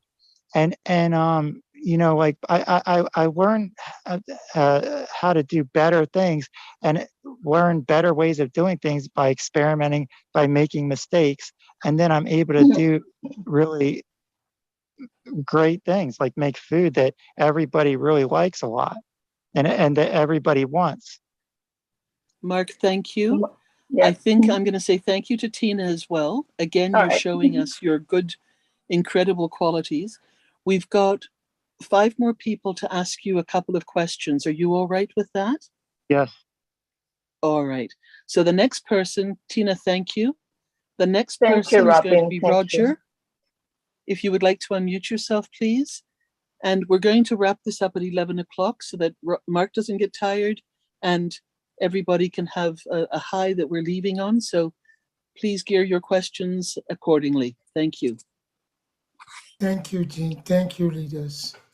Thank you, Mark. You taught me something bigger today. You taught me that what people say doesn't define who you are. I just learned it. I've heard it before. I just saw somebody who put it into practice. I want to praise you, to give you all the credit, and to tell you one thing, brother. We are a big family in Unpassive. And Chris, thank you. And the homelessness will be over soon. I'll be one of the person fighting for it. I mean it from the bottom of my heart. I don't know how I can sleep knowing that you are on the street. I know my family members here together we make it, and that will happen. Engineer Mark started, we will pull the train forward. Thank you, sir. You are a hero, you are a leader. May God bless you. Thank you, leaders. Sorry, my battery is disturbing me. I may I disappear from, understand. yeah, my We battery. understand, Roger. Thank you so much. You're welcome. Mark, just to intervene, just so that you understand, Jean will be getting back to you to talk to you about what On Passive is all about. And she will help you to understand that the gifts that you have, you are going to be able to share with other people. So it may not all make sense tonight, but please know that you are now one of us. You are one of the family of On Passive, and you are going to be a leader in the Obless as we move forward. So thank you for being with us again tonight. And I'm going to ask our friend Della to unmute herself, please. for a couple of minutes. Della, what would you like to say?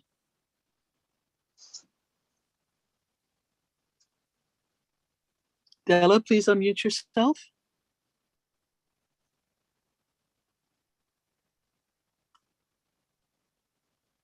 Okay, I think there are technical difficulties, so Della will come back to you. Eugene, if you would like to unmute yourself. Thank you, Please. Robin. Thank you, You're Mark. welcome. Thank you, Jean. What a powerful story. My heart is moved. I just realized that there are some angels in this earth, in disguise. Mark, you are a blessing on this earth. I have a scripture for you. I don't know if you know the Bible a little bit, but Jeremiah 29:11 says that God has a beautiful future for you. He has great plans for you, plans to bless you and not to harm you. And I think you saw the demonstration of his love tonight. All this love that is outpouring from people. The family of On Passive is already reaching out to you. I think Jean was at the right place at the right time to get you out of your predicament. There's also another scripture that says that your inconvenience today is nothing compared to the glory to come. There is some glory coming to you. With all the talents, gifts, and abilities that you have, I rest assured that you are on this earth for a purpose. You have a great mission on this earth, not only to bless people, but also what you experience with homelessness. You'll be able to really go 300 miles an hour to get many people out of homelessness. I have a quick testimony, if I may encourage you real quick. Mark, back in 2009, I was working for a company making very good money, staying in a hotel. I think it was a Marriott in the suite for about 3-4 months. One day they told me, we're not going to pay for your hotel anymore. You're on your own. And because I was from Lansing, Michigan, I was actually working in Ohio. I found myself kind of homeless for one day. I started calling a lot of places. I called some shelters, and I just thought the idea of going to a shelter. I called a church, and the lady told me, come to church tonight, and God's going to move on your behalf. Long story short, I went to that church and didn't know a soul in that place. And they offered me Jesus. I told them, hey, I already have Jesus. I just need a place to crash. This beautiful couple, Ken and Bobby, they just told me, hey, we have some room in our house. So come tonight and we're gonna host you. I told them, no, I'm going to check out of my hotel tomorrow, Friday, and I'm coming tomorrow. So lo and behold, I went to their home. I thought it was going to be a regular home. It was a mansion. They gave me the upstairs all to myself. I stayed there for free. I'm telling you, Mark, that was just a suggestion. Visit a few churches and tell them about your predicament. I have faith that God's going to move on your behalf like he did for me. And God loves you. God bless you. We're going to keep praying for you. And I can't wait to see you, hug you, and give you a big kiss on the cheek. God bless you, Mark. Oh, yes. Thank you. I mean, not to be, I believe what you said is true. I read the Bible, and there's another one that says that I can do all things through Christ who strengthens me. So, I mean, and that's one of the reasons why I think that I can do anything on earth, you know, and anybody else can too. And you know, like, so I, you know, thank you for, you know, it's good to hear the good things that you had to say, and I believe you that the things that you said are true. Amen. Thank you, brother. God loves you. I love you. Thank you, Jean. Thank you. Mark, we have the next person we have who would like to talk to you is Julie. Julie, if you'd like to unmute. Thank you, Robin. Hello, Mark. My name is Julie. I'm coming to you from Orange County, California. And first of all, I'd like to thank you. First of all, thank you for trusting Jean. And thank you, Jean, for bringing you here with us. I also like to say, Mark, thank you so much for trusting 200 of us here, and many more people are watching currently out on YouTube. You are such an incredible gentleman. You have a beautiful mind and the most passionate heart I've ever seen, coming from an individual who's currently experiencing homelessness. I love that you always say in your conversation, every time when you spoke, you always said everything is possible. If I want to do it, I can do it, or I can do anything I want. And I believe that is an incredible gift that you possess, your mind that drive you to do what you want and everything that is possible. I believe that Jean and you have met for a very good purpose. And then you are here for all of us to meet you for a very good purpose. And so I wanted to ask God to please keep you safe and protect you so that you can carry out that purpose, not only for your life, for the people that are very close to you, and for the entire world, every single life that you touch and every single human being that you meet. That is such an incredible gift. I have a question to you, Mark. I know many of us here would like to help someone who is experiencing homelessness, but a lot of time we don't know how to approach the individuals. So I would like to ask you if you could teach us what is the appropriate way or a proper way for us to approach the individuals who are experiencing homelessness, or someone we think that they are experiencing homelessness, without hurting their feeling or without, offend them in any way. So Mark, if you could please help us, how do we do that? Thank you. I think it's different for everybody. I think, some people, you go up to them and it's one way, but then for other people, like, because I say not, there's no two people that are the same. It's not everybody's different, so it doesn't, it might not be, I don't think that you don't approach everybody the same way, but I think it'd be kind of about similar. Like you be honest with them. You be like, so you be good to them. You're polite. You're kind. You're respectful. You're honest. You're not ignorant. You're not rude about it. You're being calm about it and nice to the person, and you're not being like ignorant. You're not being rude about it. You're just saying it in a calm, gentle, honest way that's saying, I want things to be good for you. I want things to be better for you. And you say it to their face, and you say it in a way that they're not going to be upset or cry or be like, oh, I'm upset because you said that. Like you say it like in a nice, kind, polite, honest, gentle way, and you say it in a way that's understandable for them.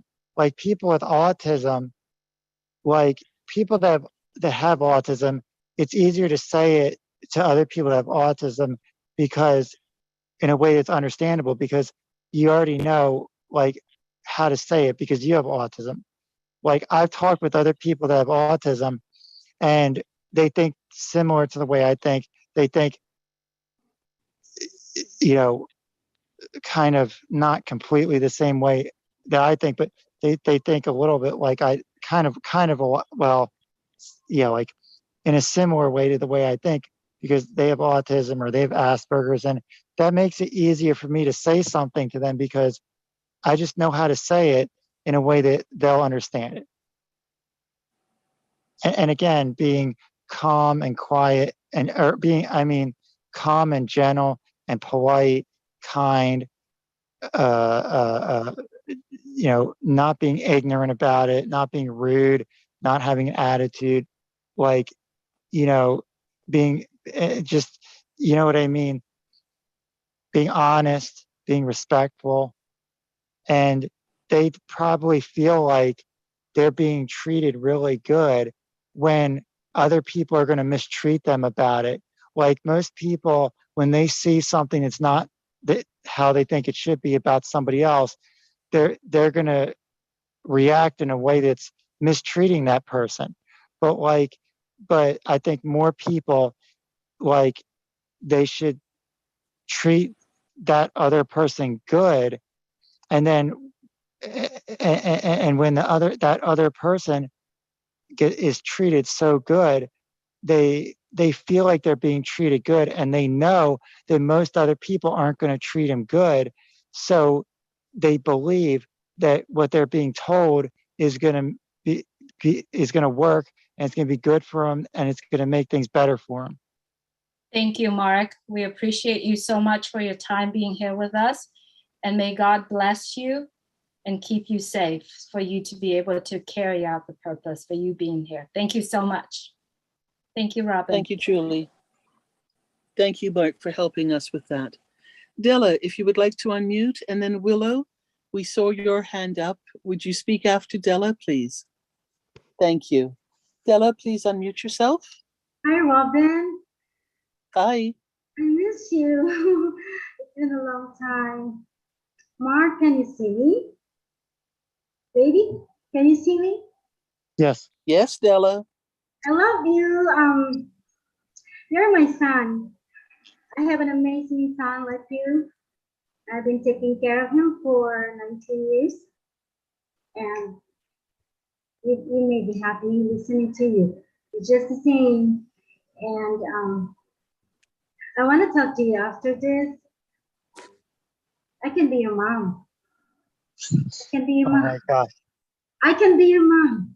Come here to Texas, but I have a sister there in where you live in Pennsylvania. I have a sister in New Jersey. I was even calling her, and I was talking about you, and I wanted to connect.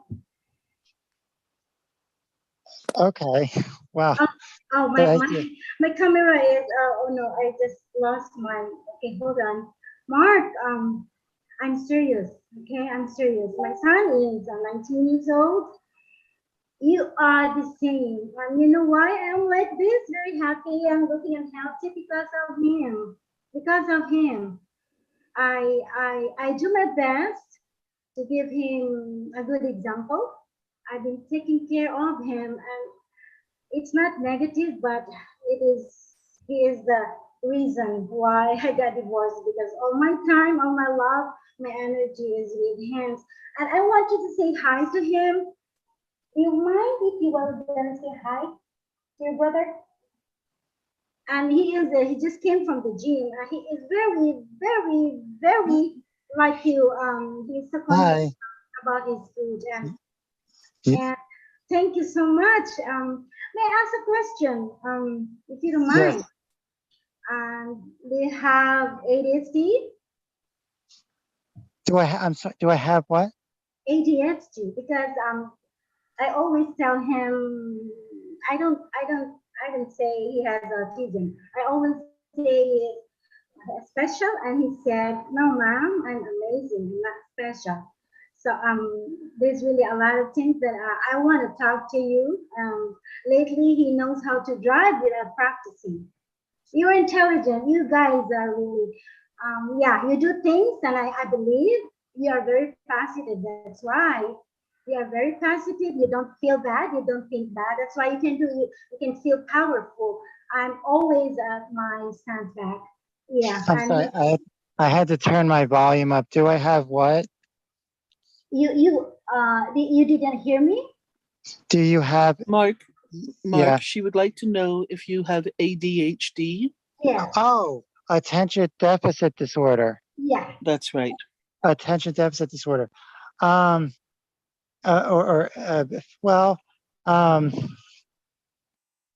I don't think it's that. I have a noise sensitivity. I have sensory problems, like autism, Asperger's, sensory problems, like sensory touch sensitivity, noise sensitivity problems that come from the Asperger's. Asperger's is similar to autism, similar to But you have a similar to doctor? autism. Do you have a So doctor? it, Do you have a personal doctor? well, I think that the noise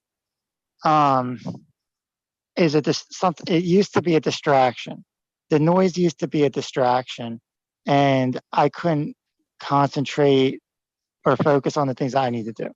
And now, I've gotten used to it. I have found ways to be able to stay focused and concentrate on the things I need to do, so I can do those things and do those things during the whole time that I need to do those things and finish those things without having noise and a touch of things and other things be a distraction.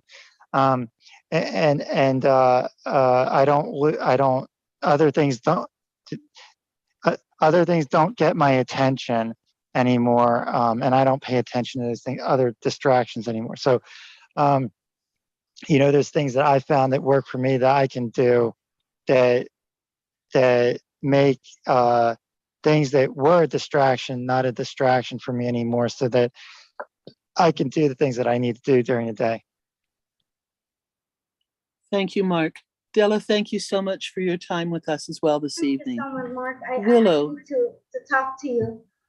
Yeah. Willow, Robin, please unmute yourself. Thank you. Thank you, Robin, for calling me. Mark, I just want to tell you, the world is very unkind to those of us that think differently and have different functions of our brain that are not easily understood by others. And when I was growing up like you, I grew up in a very impoverished area. And I was tested and tested and tested. They didn't know how to handle people that had a different way of thinking. And until I reached my middle years in life and I went to work for the Department of Defense, and they put me into remote viewing projects and things where I could use my brain in a specific way that was unique to me. I'm a synesthete, and a lot of people don't even know what that is. I mix my senses. Like I taste people and I taste thoughts. I see colors that represent people. And I usually never forget a soul because they're a specific color to me and a specific thing. And so I understand this need of yours to reach out to others to make them understand who we are and that we can be beneficial in this world in a way that you would not believe if given a chance. And honey, I tell you, you make my heart ache. And I had a really hard time tonight going back over all of my life. In my life, I left home when I was 14. I was on my own working. I started working when I was 12, but when I was 14. And I tell you, no one knows the isolation that people that have specific brains like ours have, that we crave, because I can walk in a crowded department store. I hear everybody's thoughts, everybody's. It's like a giant hum, like a beehive. And I had to create spaces in my brain where I can move into in my mind's eye to get away from the sound. And to this day, I have developed tricks that gets me through what normal everyday people just take for granted. But you got the best idea, the best attitude that I have heard in a very long time. and you just make my heart sing. Because, honey, you're going to go a long way in this world. Attitudes are changing, Mark. That's what I wanted to tell you specifically. We're not the same people we were like 10 years ago. You know, we've got programs for the deaf, for the blind, and now they're realizing that the super sensitives of the world are just as valuable as those that are cookie cutter people, I call them. They're like everybody else. You know, we're just unique, and you've got to think of yourself as being a prize, because you are, sweetheart. You are a prize. I'm 81 years old, and I'm sure Mark is saying, I don't relate to anything you're saying, but you will when you get to be 81. And I'm telling you, I'm so proud to know you, honey boy. You're going to be wonderful. And Engineer Mike, you're just a doll. Just a doll. Well, it's going to be a different way of doing it, but you know, people on Earth can go to other planets, like other galaxies. It doesn't have to. Absolutely. In their minds, Mark, they can do it. NASA thinks that all they can do is go to the moon. Like they want to go to the moon. They're trying to go to the moon. They're trying to go to Mars, or like just like a couple planets. But there's no it is possible to do what's you see in the Star Trek movie. Like we can go to other planets that are far away and galaxies far away, and it is possible. It's going to be like that. You know, one of the research programs I was involved in just recently had to do was what we call future memory. And with future memory, the test that they were conducting to see if we could jump into the future and envision, you know, how things were in 10 years, 5 years. And the research papers that come out from that study was absolutely astounding. People were able to move from one category of life into another in a blink of an eye. And we were able to prove that, you know, there are things in our mind that we haven't even touched upon yet, but now it's opening up, Mark. I'm promising you that it's opening up to where people are going to be more understanding. They're going to understand you from your heart, not your mouth. And because you don't speak the same way they do, that's not going to matter. You're going to learn how to communicate your way, and they're going to understand. And I can't tell you, I can hardly wait. And I hope you stay involved with all of us for the rest of your life, child, because I want to see you blossom. And yes, I want to be part of it. Thank you, Robin, for letting me share.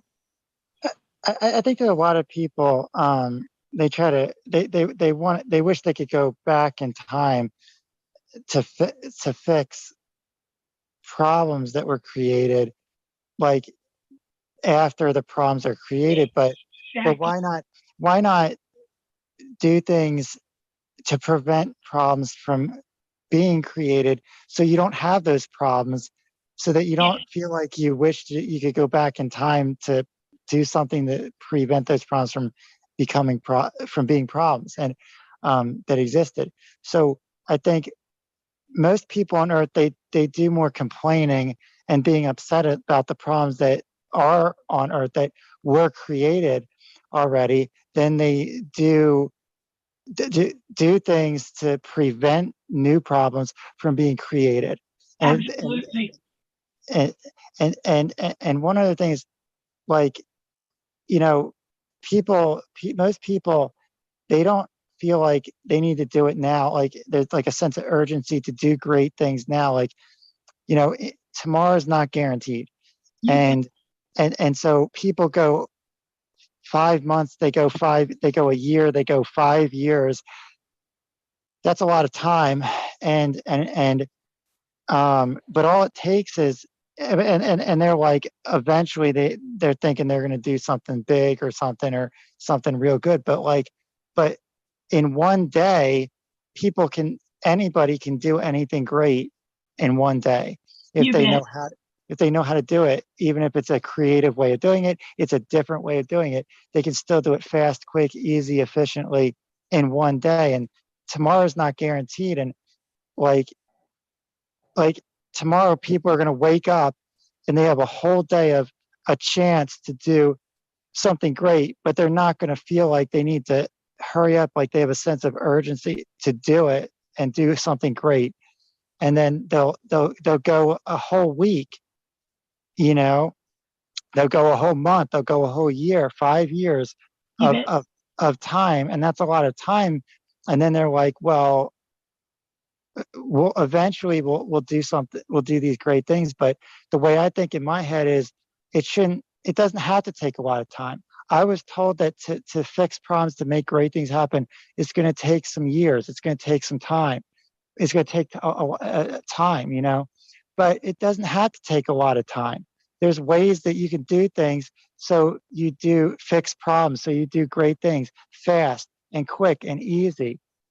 And once you show people that that's possible, then that's going to make them want to do it the way you're doing it, so they can do great things and fix problems faster and easier, you know? I have a great many friends that have Asperger's, Mark. My daughter's partner has Asperger's, and he also has a little bit of ADHD too. He, you know, and he's OCD too on top of it. You know, he has to do everything perfect. But his mind works so fast. We can give him a problem on 10 o'clock at night, and as long as you leave him alone, you go back the next day, he's got it all solved out on paper, written down where you can understand it, and moving you through it before you even know it. So I totally agree with you, Mark. You're going to be able to do things in a blink of an eye. And all of us are going to find out some of the new children that are being born into the world, like you, have these special abilities. And their brain shifts are going to be so dramatic. We're going to say, we're going to want to medicate them. We want to institutionalize them like they wanted to do me when I was small. Thank God I had a mother that was an Irish witch. She'd have killed them if they put their hands on me, you know.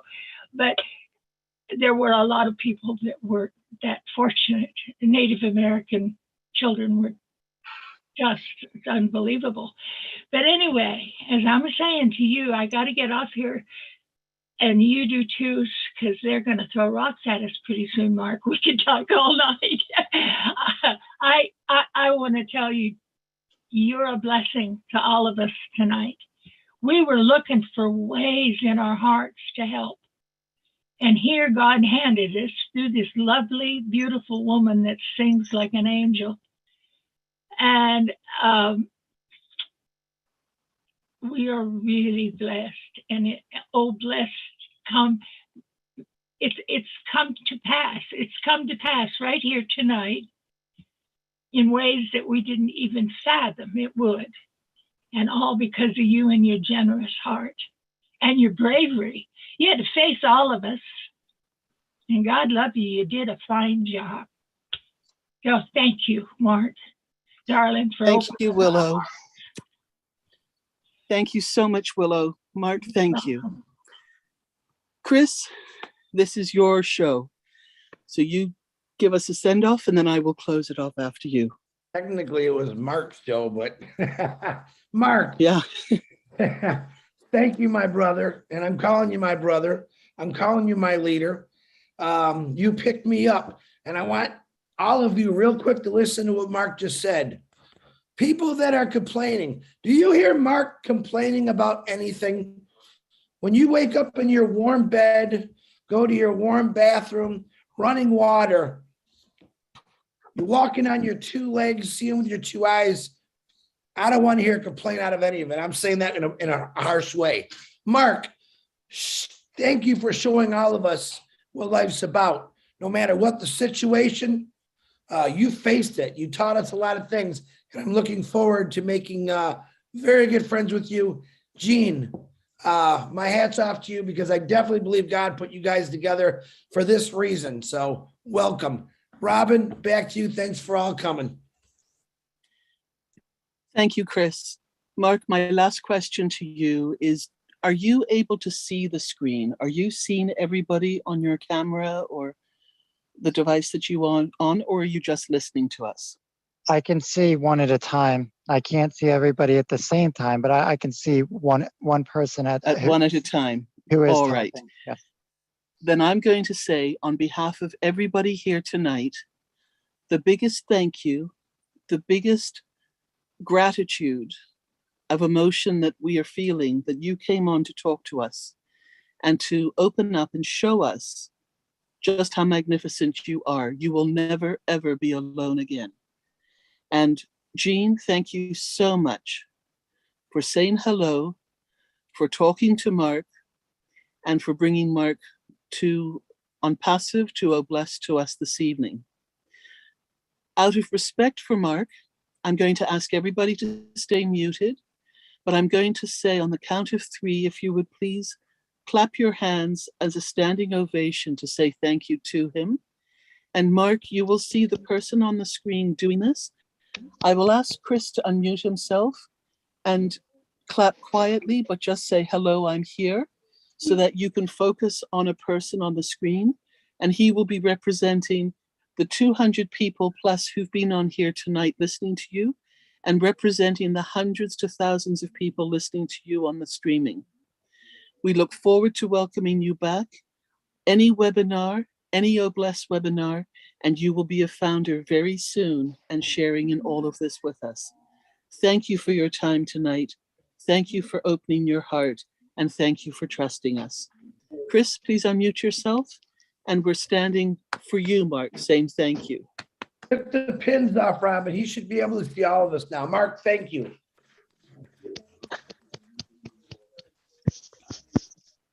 Have a wonderful night, everybody. Good night. We look forward to seeing you next Thursday, where we will bring you the next discussion and topic to do with Obless. And to everybody, have a good, safe week, and we will see you next Thursday. Chris's next Obless is next Tuesday night at 9 o'clock. Take care, stay safe, for our highest good and the highest good of all. Good night.